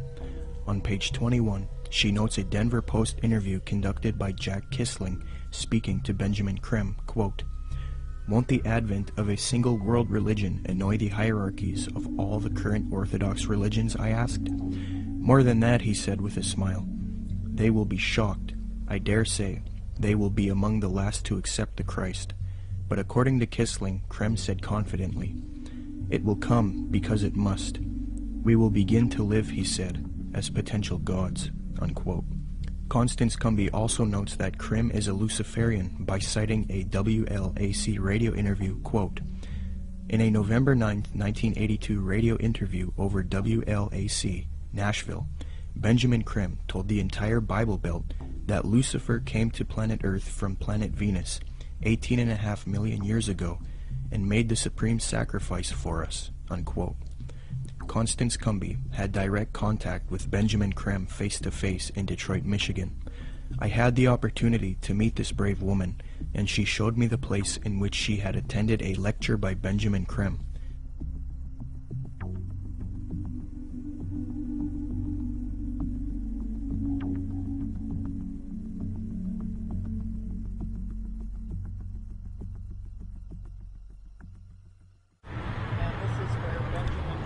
Spoke to a packed crowd November 4th, 1981, and Bread for the World was out there, had tables, Oxfam, every group you could think of was sitting out there. They were passing out brochures. The brochure is reproduced in both of my books. Benjamin Creme came in. He opened, he gave some kind of a hand signal that looked something like that, and I thought at first he was waving to somebody, but the crowd appeared to flip into a trance.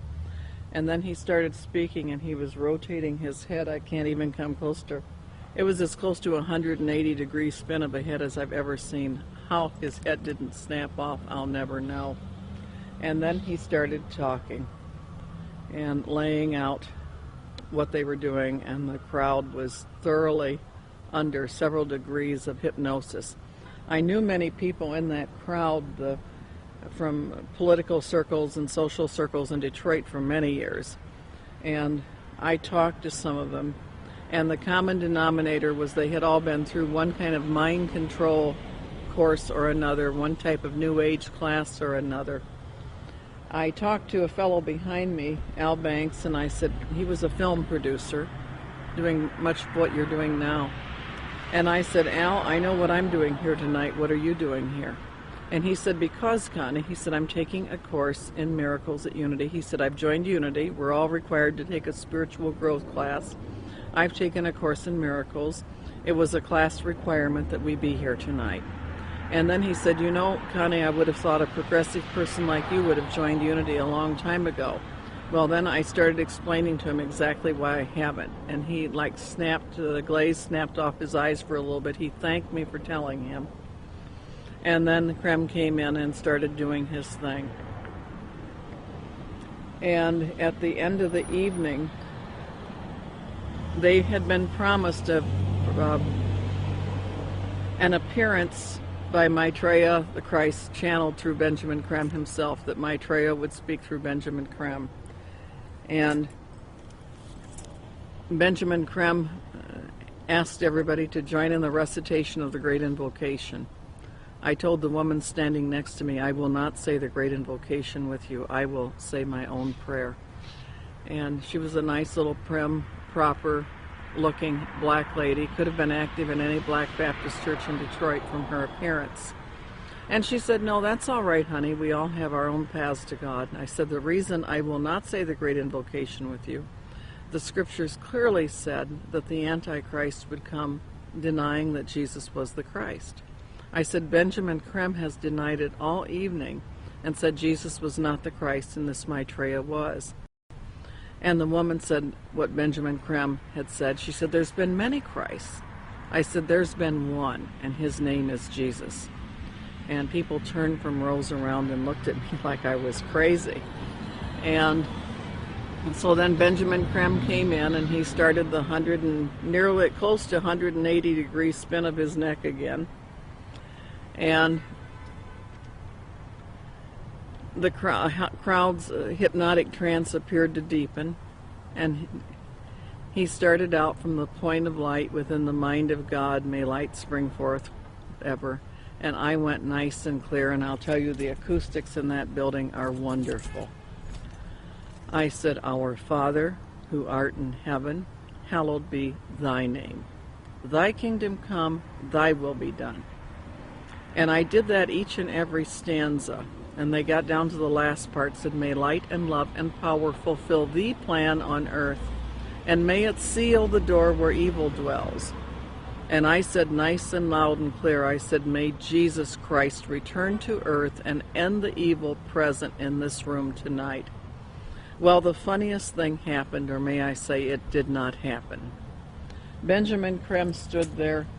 He waited, and he waited. He clearly was watching for something to come over him. And it didn't happen. And he finally said to the crowd, he said, That will be all. You are dismissed. And, of course, everybody was extremely disappointed. And we went to the door, and I went walking out. I had brought some co-spies with me. They were kind of chickening out at that point and waiting for me. They were afraid of being ripped limb to limb. And I stood down there, and a number of those people knew me, and they were just furious with me. And I stood there calm, cool, and collected, and I said, well, I said, if you're Maitreya the Christ, Betreya the Christ, or whatever his name's supposed to be, or everything he's cracked up to be, one lousy Christian in there saying the Lord's Prayer shouldn't have stopped him. And Benjamin Krem has never come back to Detroit, although that was probably the most successful night financially and crowd-wise that he'd had in the United States. The following is a video taken in Iraq at a Shia Muslim festival. Share International and Benjamin Krem have put out that this is indeed an appearance of Maitreya, the supposed world teacher for the Age of Aquarius, one world government. Commenting on this video, Share International reports, quote, Imam Mahdi, unexpected appearance, proclaims the title of a video posted on YouTube. A miraculous figure of glowing brilliant white light appeared on a video filmed in Karbala, Iraq, on the night of Ashura, 6 January 2008.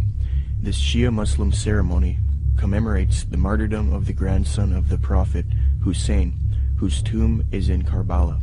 Benjamin Krem's master confirms that the light figure is Maitreya, Imam Mahdi to the Muslims, and that his dance-like movements with a sword remind us of his coming with the sword of cleavage. Could this be real, or is it a hoax? Is Maitreya real, or is he a hoax? Whatever the case may be, it turns out that it is not only New Agers and occultists who believe in this Maitreya, but politicians, presidents, and elitists also follow Maitreya. Wayne Peterson, a retired American diplomat and admitted supporter of Maitreya with connections to the Pentagon and the United Nations, stated the following about Mikhail Gorbachev in the White House in a Vision magazine interview, June 20th, 2000. Reporter Kendall Klug asks, I believe Mikhail Gorbachev has publicly stated his belief of the existence of Maitreya. Do you know if this is true? Wayne Peterson answers, I have one little story I could tell you about Gorbachev. A friend of mine who has worked with the World Bank went to the Heads of State conference in Europe and gave a speech where he borrowed many of Maitreya's ideas for economic reform out of a book by Benjamin Krem that I had given him. He told me that he had read the book on his flight to Europe and realized that his keynote address to these world officials, especially presidents and prime ministers, it was a very high-level meeting, was going to be very boring, with many having heard similar sentiments over and over. So he thought he would throw in some of Maitreya's ideas into the speech. The country he was in had a reigning monarch who invited him to lunch the next day. When he showed up for lunch, there were 16 to 20 people there, including Mr. Gorbachev. The monarch of this country said to my friend, I suppose you're wondering why we invited you here today. Well, we are all curious about where you got those ideas for your speech, which you presented yesterday. He said that my friend Wayne gave me a book written by Benjamin Creme about Maitreya's mission. Immediately they nodded their heads. We thought so, was the apparent response. That's why we invited you here. We all know of Maitreya, and we're doing what we can for him. But we are not able to say anything publicly because we are world leaders. We each have our own public to deal with. Only one person there stood up and said that they could use his name to legitimize these sightings, and that was Mikhail Gorbachev. He was the only man in the room who would say, "Use my name if you want." The reporter asks, "Do you think President Clinton has had an experience with Maitreya?" Wayne Peterson: "I don't know if President Clinton has. I believe that former President Bush has. We used to have transmission meditation groups that Maitreya had asked us to do around Washington, D.C. People who were interested in Maitreya and the reappearance story would get together once a week in Georgetown, in the home of President Bush's main counselor at the White House. President Bush came over to this house for dinner one night, and the hostess was in the dining room as President Bush asked her, 'What do you think? I'm running against Clinton in this election. Am I going to win?' She said, 'No, Mr. President, you are not. Maitreya has already said that you are going to lose to Clinton.' Bush never challenged her, but merely said, 'Yeah.' He didn't ask who Maitreya was. He was very quiet, and then said, 'I think I've got to go now.' Benjamin Creme has said many times that he had heard from one of Maitreya's associates that Maitreya had appeared to Bush and that they had a discussion in the White House. So that incident with my meditation group seemed to confirm that Bush did in fact know of Maitreya. I do know people in the White House have been visited by Maitreya many times, and the people I'm talking I've seen on the front page of the Washington Post, standing next to the president." In a December 19, 2008 London Telegraph article, Major Media Organization, Mick Brown praises Maitreya and Benjamin Creme, stating, quote, "This week has come encouraging news for anyone with an interest in signs and wonders, or desperate for a chink of light in the prevailing gloom, which probably means most of us. A savior is at hand."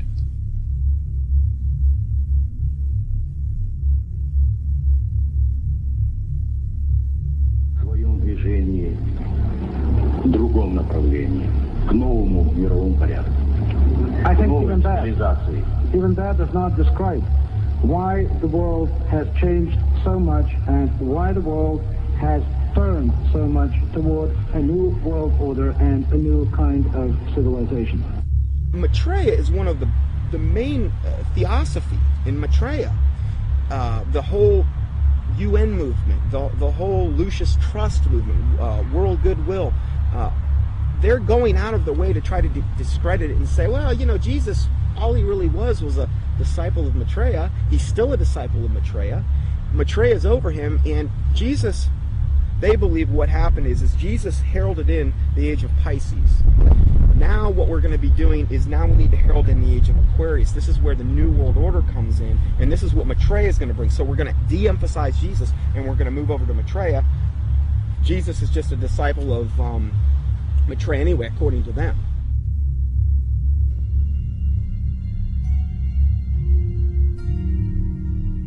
In 1919, the theosophist Alice Bailey was supposedly contacted by one of these ascended masters known as the Tibetan Dijwal Kul. From 1919 to 1949, Bailey would write 24 books, and according to her, she would do automatic writing, a new age way of channeling and letting the force write for you. Bailey would create Lucifer Publishing, which would distribute the works of Helena Blavatsky and the Theosophical Society. She would later change the name to Lucis Trust because Lucifer Publishing was too controversial. Lucis Trust evolved into a large New Age organization, and it is still active today. Lucis Trust is also directly associated with the United Nations. According to the United Nations International Geneva Yearbook 2009, quote, "The Lucis Trust is recognized by the United Nations as a non-governmental organization and is represented at regular briefing sessions at UN headquarters. The Lucis Trust is on the roster of the United Nations Economic and Social Council." Thus, Theosophy and the New Age are now fused into the United Nations, which gives a medium for the New Age agenda to unfold. The aim of corrupt organizations like Lucis Trust and the UN is to create a one-world government, New World Order, which is in accord with the supposed Age of Aquarius.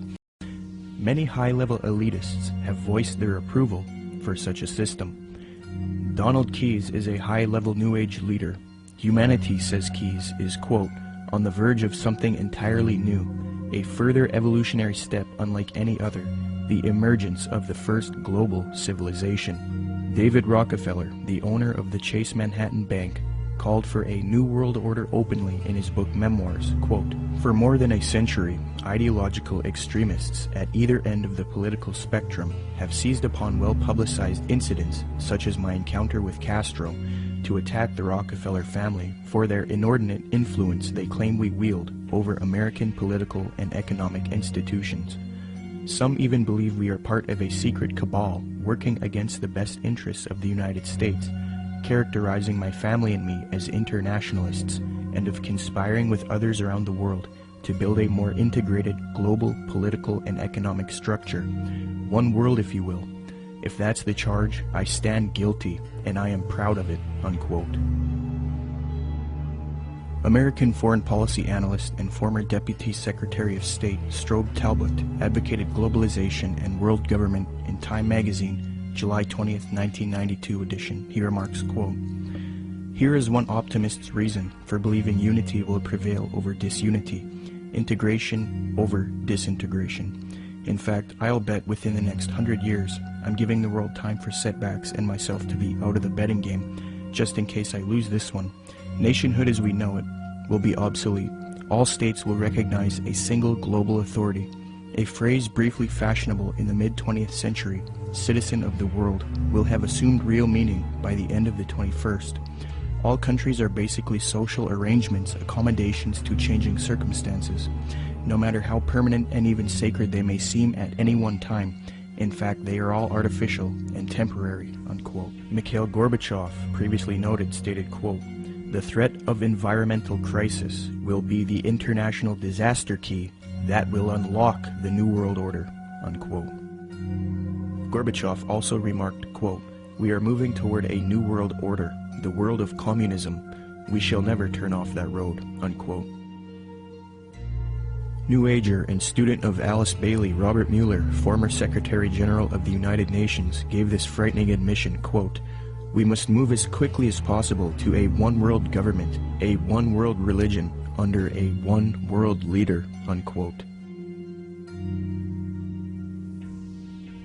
The esoteric Zeitgeist movement promotes a world system, resource-based economy with absolutely no money, a technotronic society where machines play a big role.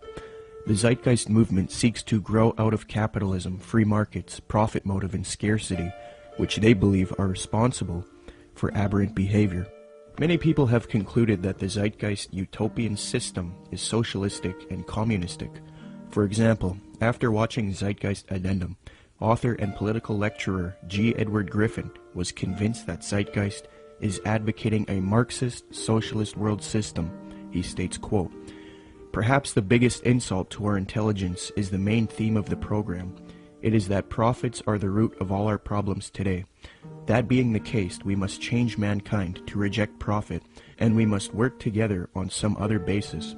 It is never quite clear what that basis is, but whatever it is, it will be administered and directed by an elite group, at least in the beginning. I was stunned by the fact that this is pure Marxism. Marx theorized that people had to be re-educated in labor camps if necessary, to cleanse their minds of the profit motive. He and his disciples, such as Lenin and Stalin and Khrushchev, said that eventually the character of man would be purged of greed, and then the state would wither away because it no longer would be needed. Sure, we saw that in the Soviet Union and China, right? Yet this Marxist nonsense is exactly what is offered in this video program. It is communism without using the name. The enemy of mankind is not profit. It is a political system of big government. Yet this program is supportive of some of the most notable big government collectivists on the planet. Marxist-Leninists may be enemies of collectivists in Washington, D.C., but they are collectivists in their own right. The communist model is no better than the Nazi model. Samuel Adams, a patriotic founding father of America, repudiated communist and socialist ideas. The utopian schemes of leveling, redistribution of wealth, and a community of goods central ownership of the means of production and distribution, are as visionary and impractical as those which vest all property in the crown. These ideas are arbitrary, choices and actions which are done not by means of any underlying principle or logic, despotic, ruling with absolute political power, and in our government unconstitutional. When one does a comparison between Zeitgeist addendum and the communist model, it becomes clear that Zeitgeist is in fact promoting communism. N.B. Godke, in the work Encyclopedic Dictionary of Economics, defines full communism based on the ideals of Marx and Engels and others as, quote, 1. Social wealth will be distributed according to human needs, meaning things that are scarce will be distributed first to those who need them the most. Zeitgeist proposes having an abundance of resources and no scarcity, and thus the idea of distributing wealth according to human needs is rendered obsolete. On this point, they have merely updated the communist model by eliminating scarcity. 2. The state will wither away as there is no need for coercion. The state does nothing because there is no state. There is no state. 3. Social classes will not exist. Zeitgeist states, the process which has been going on for centuries, if not millennia, religion, patriotism, race, wealth, class, and every other form of arbitrary separatist identification thus conceived, has served to create a controlled population utterly malleable in the hands of the few. 4. It will be a moneyless economy.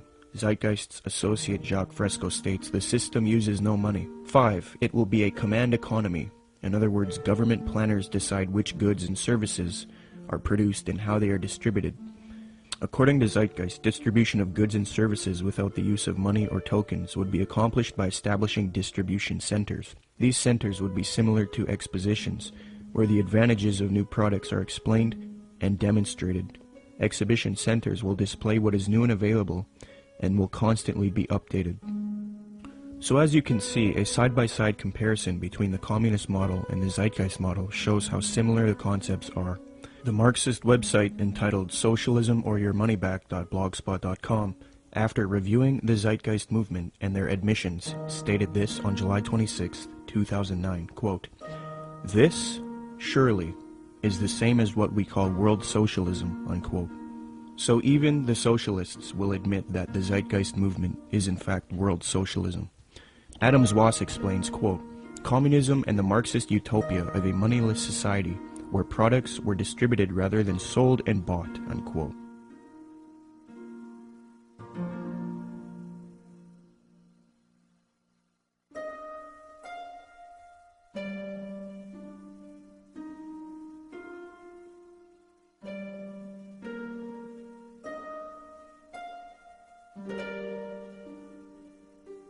Zeitgeist's main source, Acharya S., promoted the founder of communism, Karl Marx, on her website.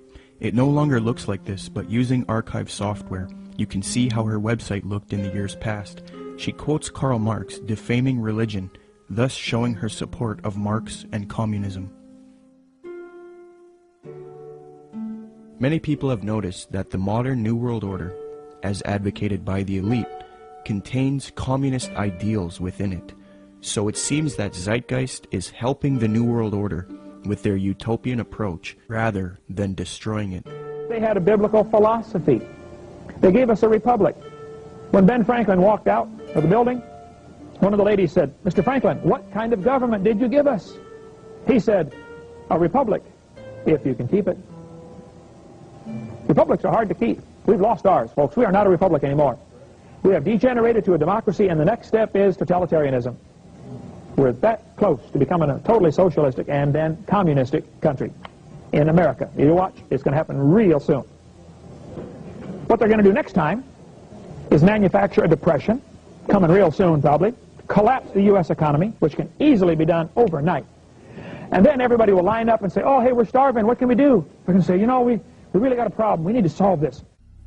Constance Cumby recognized that the New Agers desire a communist world system, quote, "The New Agers feel that the program they are offering the world would satisfy the basic desire of communists in that it proposes a form of world socialism.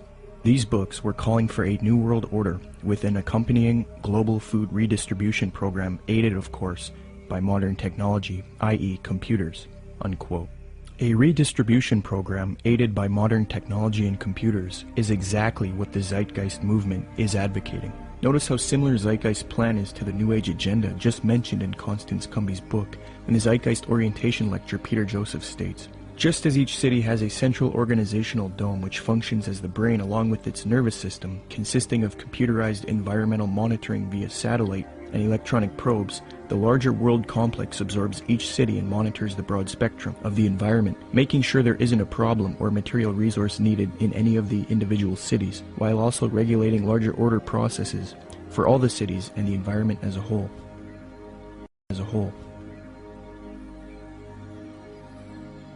Theosophist Alice Bailey concurs, quote, "The true communist platform is sound." Thus, it is not surprising why Zeitgeist advocates a similar system, as the connection they have to Theosophy and the New Age has already been established. Zeitgeist is merely the fulfillment of the New Age agenda, yet they are not telling you that. So the Theosophists and New World Order advocates would love nothing more than for people to join the Zeitgeist movement. In fact, at 47 minutes and 25 seconds into the Zeitgeist orientation lecture, Peter Joseph cites a quotation of Karl Pearson. What is interesting is that the man that Joseph admiringly appeals to support his worldview, Karl Pearson, was a notorious eugenicist and social Darwinist who advocated war against certain races. He was a socialist and contemporary of Karl Marx. In fact, Theodore M. Porter, in his work Karl Pearson, The Scientific Life in the Statistical Age, states, quote, "Pearson's appreciation of Marx was real, especially in early 1881. In his first essay on socialism, he called Marx, quote, one of the most extraordinary characters which this century has produced," unquote. New World Order research involving lectures, radio addresses, and writing used to be conducted by people such as William Cooper, Fritz Springmeier, John Todd, Randall N. Baer, and Kent Hovind. The unifying factor in all of these people was that they were all Christians. They would expose the New World Order and its New Age Luciferian communist aims. They would promote belief in Jesus Christ and the Word of God, and tell people to resist the mystery religions of Theosophy and Freemasonry while exposing them. However, all of these men have either been murdered or framed and jailed, silenced. William Cooper was shot dead in 2001 as he was ambushed. Fritz Springmeier was framed, discredited, and jailed. Randall N. Baer had his car ran off of a mountain pass. John Todd was framed, discredited, jailed, and then murdered. Kent Hovind was singled out for tax evasion and then jailed. Okay, so Fritz Springmeier, you knew him, right? Yes. Okay, so you got some letters from him, is that? Yes, when Fritz, when they put Fritz in prison, and there's been, it was pretty much a trumped up charge of, I think marijuana or something, talk of robbing a bank, this type of stuff. He got put in prison, and I started corresponding with him at that point because I had read several of his books and actually talked to him personally on several occasions. And we really, all we could do at that point is correspond. Right. So I've got several handwritten letters from him, and the last time I had heard from him was several years back, and he had been in it wasn't his fault, and I think it might have been arranged where he was in a fight. He didn't fight back. Yeah. The guy came and he told me that he was just using his head like a soccer ball, essentially. Really? Oh, it was sad. Wow. It was sad. And Fritz, he never complained in these letters. Yeah. He never, it wasn't like he was like, oh, woe is me, I'm in prison and this or that. He always had a great attitude. He was trying to help other people in there. Yeah. I believe he had a ministry going.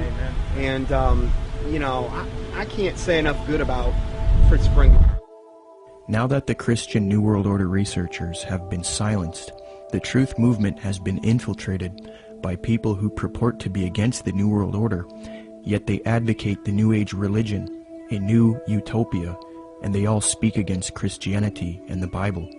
The people who took over the truth movement and who are allowed to live and teach the public, such as Jordan Maxwell, Michael Tessarion, Peter Joseph, David Icke, and others, all of these people have one unifying factor. They are all strictly against Christianity, and they are all heavily associated with the New Age, Theosophy, and Freemasonry. I think Jordan Maxwell is somebody who is just deceived. It's my personal opinion, and I could be wrong about this, that Jordan Maxwell is not a paid disinformation agent, or he's not somebody that is a high-level Satanist. I think that Jordan Maxwell is like many of us in the truth movement.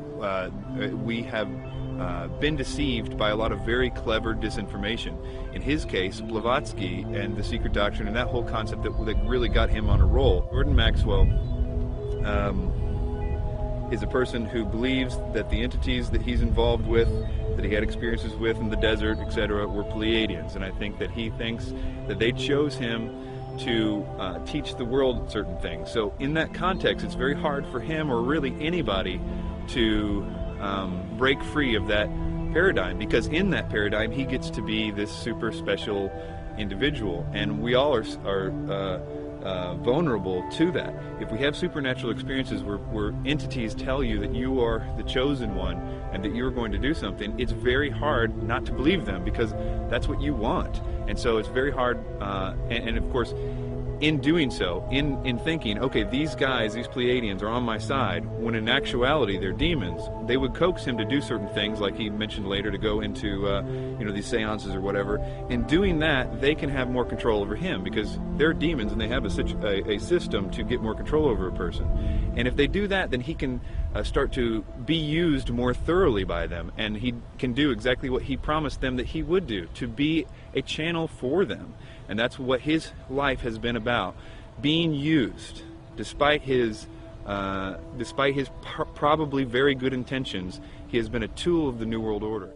And so my view is that Jordan Maxwell's ends up promoting the New World Order. In that particular session, he goes on to say that the New World Order, that a bad time is coming, but that time must come in order for it to be destroyed, to bring the birth of the New World Order. Out of chaos comes order. So he was saying that the old system must be destroyed to come the new system. And that is exactly what the double-headed phoenix rising out of the ashes is all about.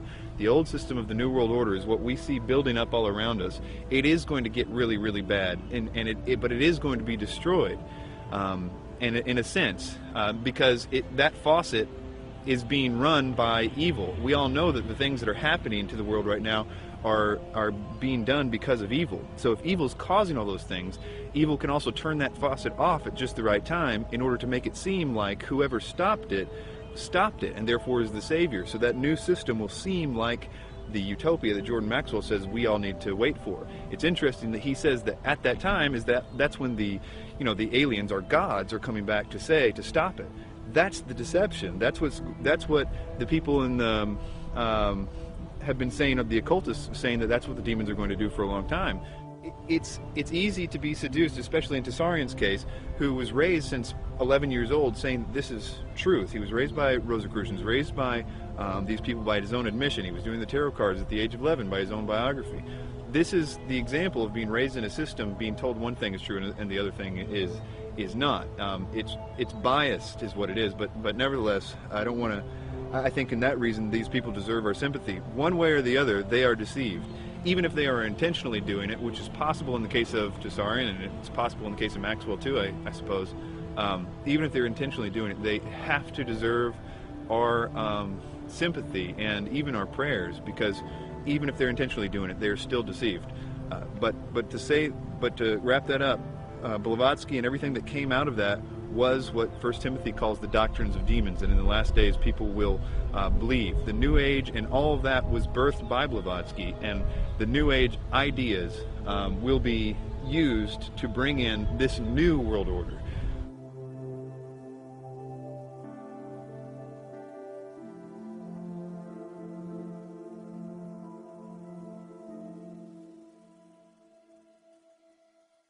The negative impact of population growth on all of our planetary ecosystems is becoming appallingly evident. Unless nations will agree to work together to tackle these cross-border challenges posed by population growth, overconsumption of resources, and environmental degradation, the prospects for a decent life on our planet will be threatened.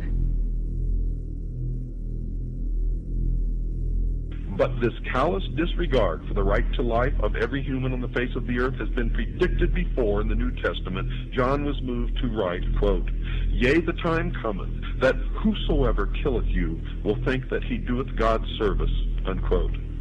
The New World Order, ladies and gentlemen, will sail in on a sea of blood.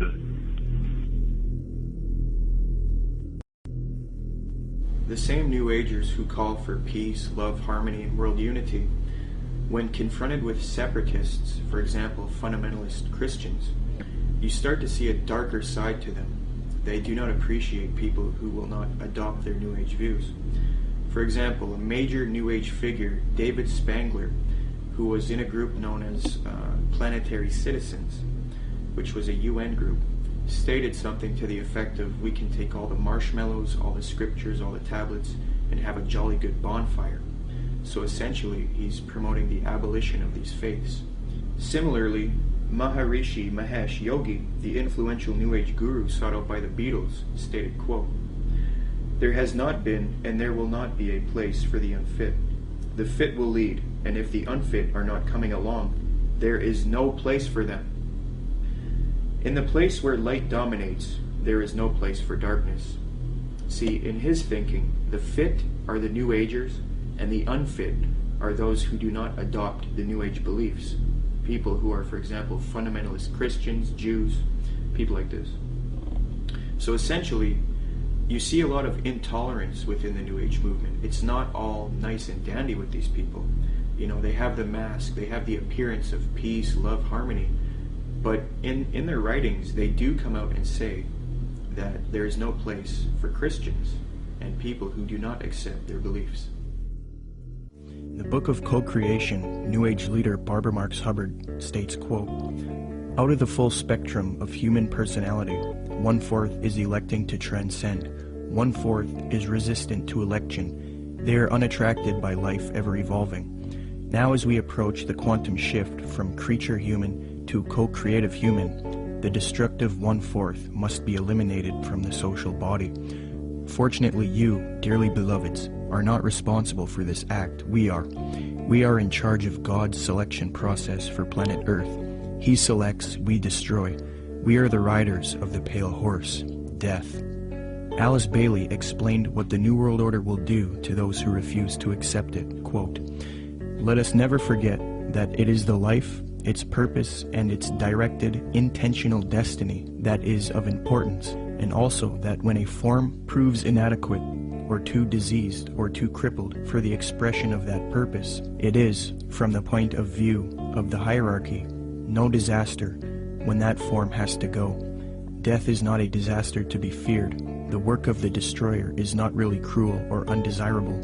Therefore, there is much destruction permitted by the custodians of the plan, and much evil turned into good," unquote. Blavatsky's peer, Aleister Crowley, said an Egyptian entity told him Christianity would be destroyed at the advent of the New Age, quote.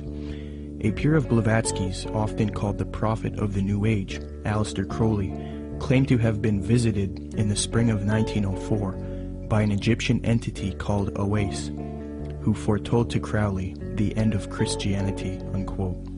But if you dig deep into the literature, yes, they're going to be extremely intolerant. David Spangler had talked about the Luciferic initiation and these types of things. And we look in the Bible and we can look at like Revelation 13 and where all they that do not receive the mark and the mark of the beast in their right hand or their forehead, you know, are going to essentially forfeit their life. This is how intolerant it's going to become. It's going to be their way or no way. And so, no, they're not going to have any tolerance. I think at first they're going to come as real nice guys, though. I don't think they're going to do that right off the bat. But eventually it's going to get to the point where enough people have bought into it and enough strong delusion is there that, yeah, they're not going to be tolerant whatsoever. Barbara Marx Hubbard states, "The end of this phase of evolution shall come. All will know their choice. All will be required to choose. All who choose to be natural Christs will be guided from within as to how to proceed. All who choose not to evolve will die off. the kindergarten class of Earth will be over, unquote. Robert Mueller, previously mentioned, states, quote, I am surprised that no one has yet thought of creating a pro-Earth, humanity-challenging organization which would put itself in the shoes of our Mother Earth and rejoice whenever humans diminish in numbers or consume less. It would give yearly prizes to people, events, or institutions which achieve a reduction of the human population or of the consumption of Earth resources. The first prize should go to the United Nations, which through its World Population Conferences and anti-population work has prevented 2,200,000,000 more people from being born between 1952 and the year 2000.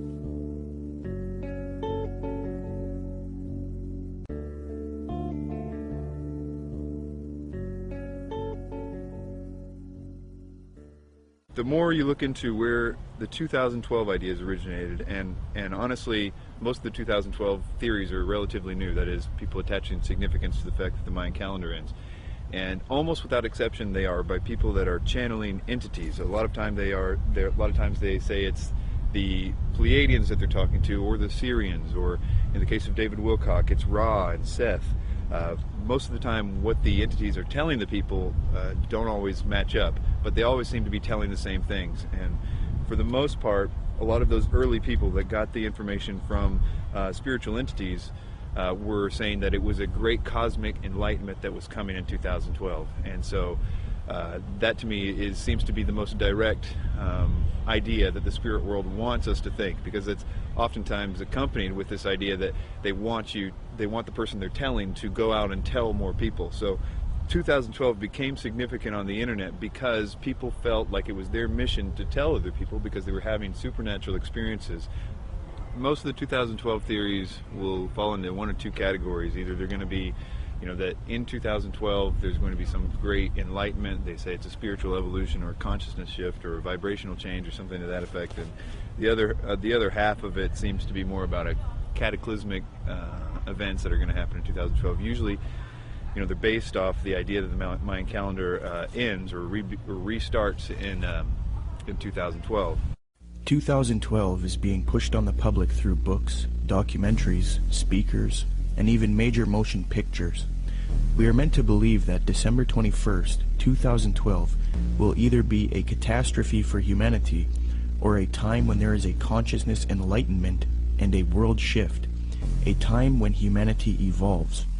However, when you consult the scholars who study the Mayan calendar, they don't seem to support these views at all. University of Florida anthropologist Susan Gillespie says the 2012 phenomena comes from the media and from other people making use of the Maya past to fulfill agendas that are really their own. Despite the publicity generated by the 2012 date, Susan Milbrath, curator at Latin American Art and Archaeology at the Florida Museum of Natural History, stated that, quote, "We, the archaeological community, have no record or knowledge that the Maya would think the world would come to an end in 2012. I think probably the most significant reason that all of them are wrong is because what they say that is going to happen in 2012 isn't. That is, although the Mayan calendar might be ending, there is no galactic alignment, whether it be the Earth actually won't be aligning with the center of the galaxy in the sense, and that actually won't happen for another 30 million years. So, and even if it was, there's no necessarily any evidence that anything would happen, but it's really a moot point because there isn't anything happening. Secondly, there is no actual alignment of the planets. It's another thing that people are saying is going to cause the enlightenment or the catastrophes. And this goes on and on. It's the same thing with the solar flares. It's the same thing with Planet X or Nibiru, or all those things aren't happening. And it's very interesting how you actually can go point by point and find out that each one of those supposed catalysts aren't true. Sandra Noble, Executive Director of the Foundation for the Advancement of Mesoamerican Studies in Crystal River, Florida, states, "To render December 21st, 2012 as a doomsday event or a moment of cosmic shifting," she says, "is a complete fabrication and a chance for a lot of people to cash in," unquote. Many people are indeed cashing in because of the 2012 hysteria, but the reason 2012 is being pushed on the public so much is because it is in 2012 when the elite occultists and the New Age advocates plan to usher in the Age of Aquarius one-world system. Siri Data points out that the New Age consensus is that the Age of Aquarius one-world system will be ushered in 2012. Quote, "It is generally agreed that the actual time that we enter the Age of Aquarius will be 2012. Unquote. Could this whole 2012 concept be propaganda to get people to accept the Age of Aquarius in 2012? Eugene Gallagher likewise notes that the supposed Age of Aquarius is expected to arrive in 2012. Quote, "The term New Age is most closely correlated with the astrological idea that we are about to enter a new age, the Age of Aquarius, which will arrive around 2012. Unquote. Michael P. Mao states, "Yet 2012 does not mark the end of the world as oft predicted, but the birth of a new golden era, popularly known on the Earth plane as the Age of Aquarius." Unquote. Dr. C.L. Pepler explains the New Age view that 2012 is the start of the Age of Aquarius. Quote, "They believe the next age will start around AD 2012 and will be the Age of Aquarius. This, they say, will be an age of enlightenment and world unity, a post-Christian world in the fullest sense of the word." Unquote. 2012 is a clever deception to get you to accept the Age of Aquarius, New World Order, under the mask of a Mayan prophecy. In fact, the elite New World Order at the top of the pyramid want the public to believe in 2012, thus proving that they are behind this propaganda.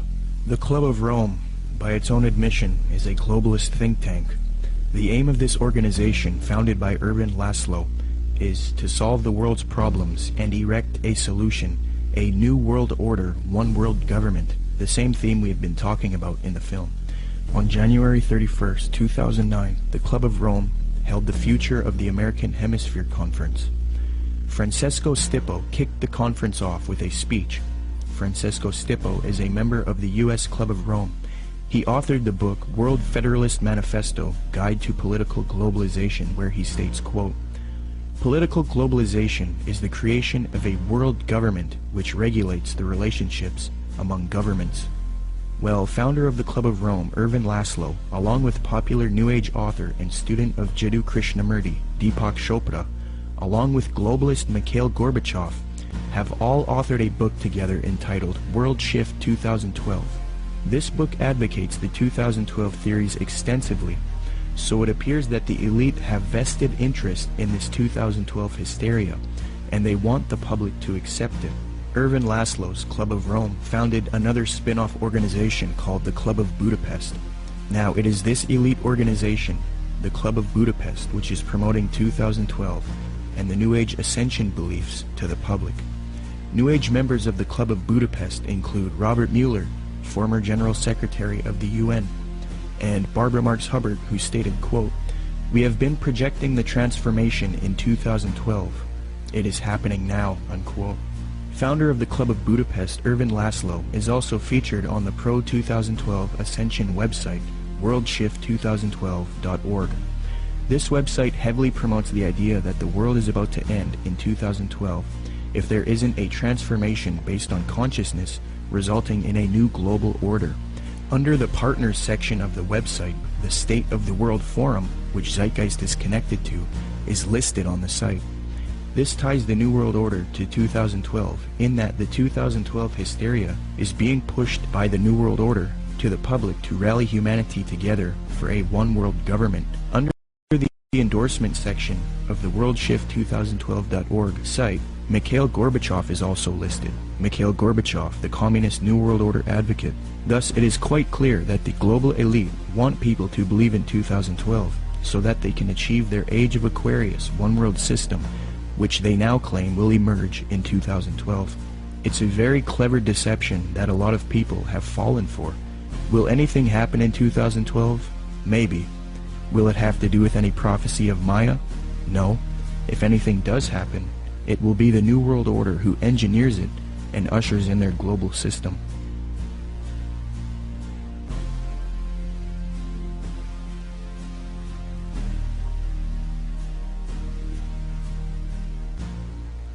The reason the Christian anti-New World Order researchers have been silenced and replaced with New Age advocates is because the New World Order occultists and New Age advocates hate biblical Christianity.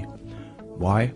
Because the Bible not only refutes their New Age beliefs, but it predicted their coming utopia, calls it out as an evil world system, and tells people to resist it. First, in the Apostle Paul's first letter to Timothy, he warns of these supposed ascended masters who will deceive people with false doctrines. Quote, "The Spirit clearly says that in later times some will abandon the faith and follow deceiving spirits and things taught by demons. Such teachings come through hypocritical liars, whose consciences have been seared as with a hot iron." Paul also predicts the New Age movement, quote, "For the time will come when men will not put up with sound doctrine. Instead, to suit their own desires, they will gather around them a great number of teachers to say what their itching ears want to hear. They will turn their ears away from the truth and turn aside to myths." New Agers will often claim that the Bible promotes their astrological beliefs. However, in the Old Testament book of Isaiah, astrology is forbidden and identified as an abomination to God. Quote, "Let now the astrologers, the stargazers, the monthly prognosticators stand up and save thee from these things that shall come upon thee. Behold, they shall be as stubble." Zeitgeist's main source, Acharya S., claims that Jesus talks about the age of Pisces in Matthew 28:20, which states, "And teaching them to obey everything I have commanded you, and surely I am with you always to the very end of the age." However, although the zodiac was around in 1st century Palestine, the age concept was not around yet, so the biblical writers could not have been referencing the astrological age. Dr. Noel Swerdlow, professor of astronomy and astrophysics at the University of Chicago, states, "Within which group of stars the vernal equinox was located was of no astrological significance at all. The modern ideas about the age of Pisces or the age of Aquarius are based upon the location of the vernal equinox in the regions of the stars of those constellations. So when this woman says that the Christian fish was a symbol of the coming age of Pisces, she is saying something that no one would have thought of in antiquity." Unquote. When Matthew 28:20 talks about the end of the age, or in Greek, the end of the eon, he is not talking about astrological ages, as this concept was not around yet.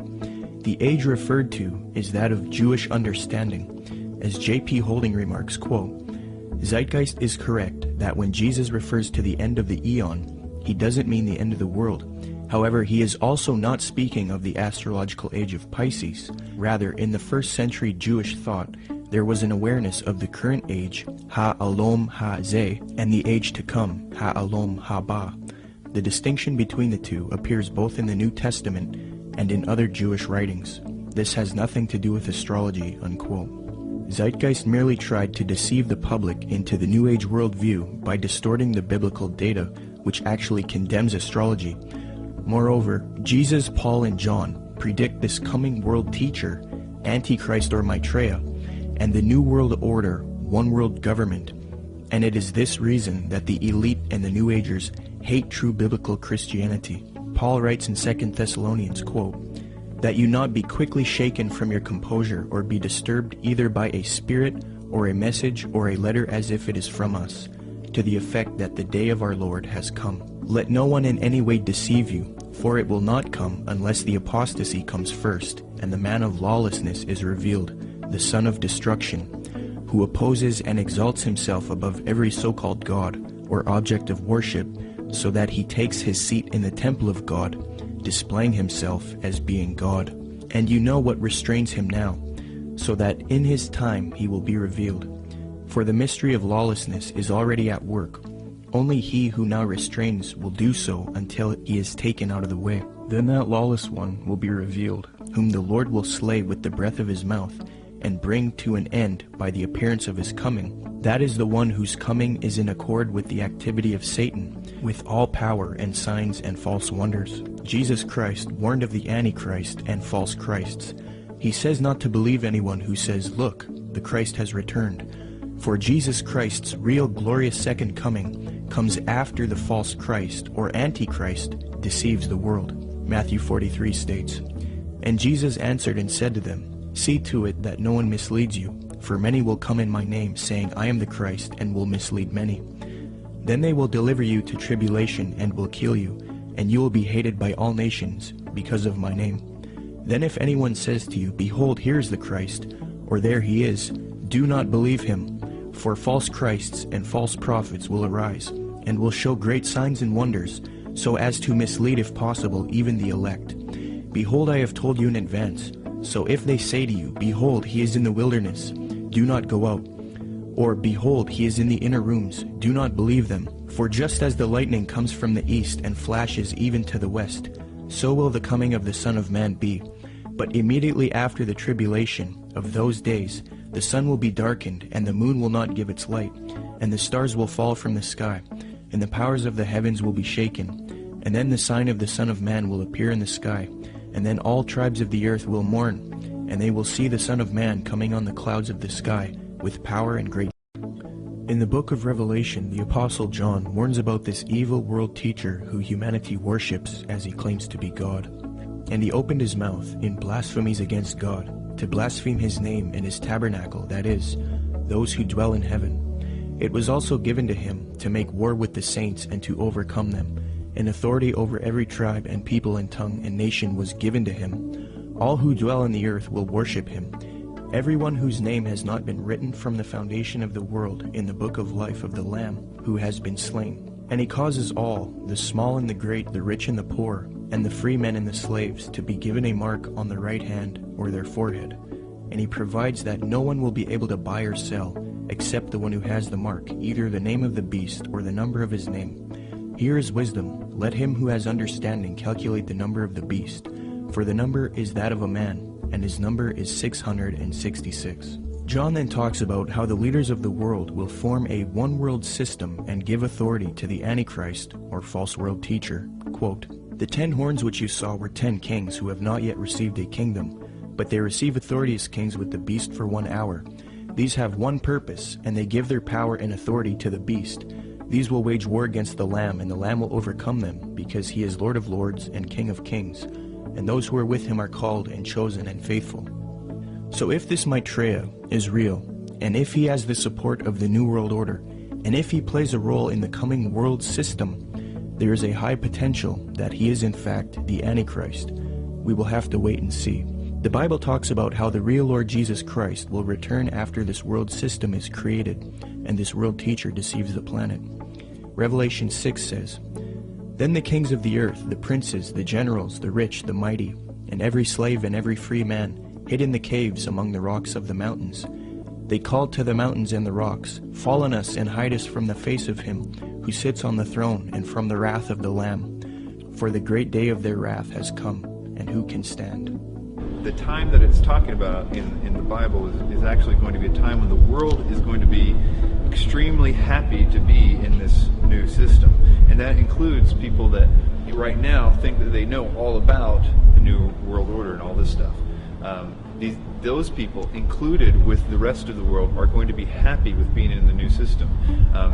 What the Bible describes is something that is almost impossible to believe, in the sense that people are going to give their worship. These are politically correct people are going to give their worship to a man. That something is going to happen to cause them to worship a man, and that is something we're not ready for. It's something that political leaders don't right now do miracles, for the most part. Right. That whole concept requires new input. Something different has to happen.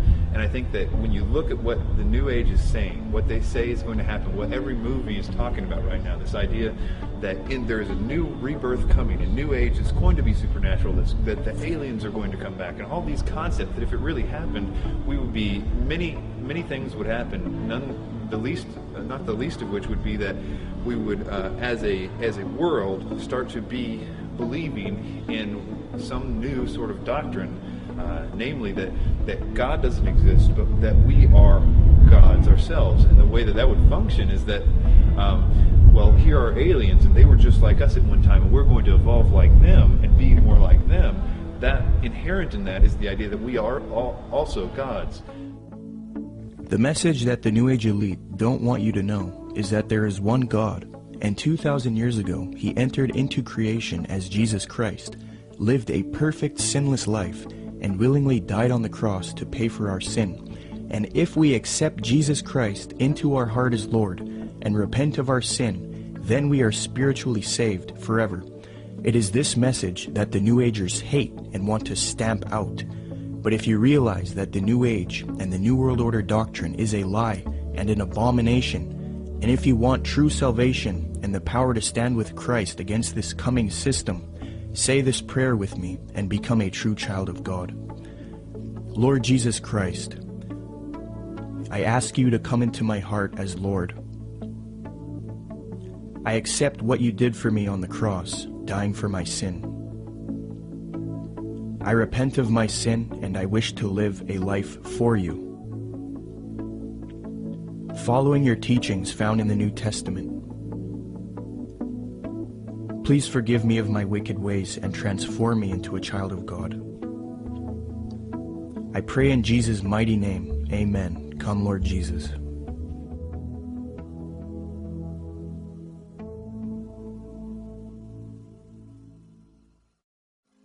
You don't really understand sometimes what a terrible burden it is to know some of the things that I know and try to wake people up and impart this knowledge to them and find out that they just have walls built in front of them. They want to be slaves. But we're making some chinks in those walls. You must publish only documented fact. And you must stay away from printing articles from people who will not document as fact what they put in their articles. That's why my broadcast scares the hell out of socialists. That's why in a White House memorandum I was named as the most dangerous radio host in America, not because I'm going to go out and shoot somebody, but because I shoot documented facts which cannot be refuted. That's why. That's what's dangerous. Seek ye the truth, and the truth will make you free, and nothing else will do it. Jesus Christ has never lied to anybody. Why won't you listen to him? Don't spread a rumor. Spread the truth. Document it. Prove it. Make it irrefutable, and you too will become dangerous to those who admire us in lies and enslave us in socialism.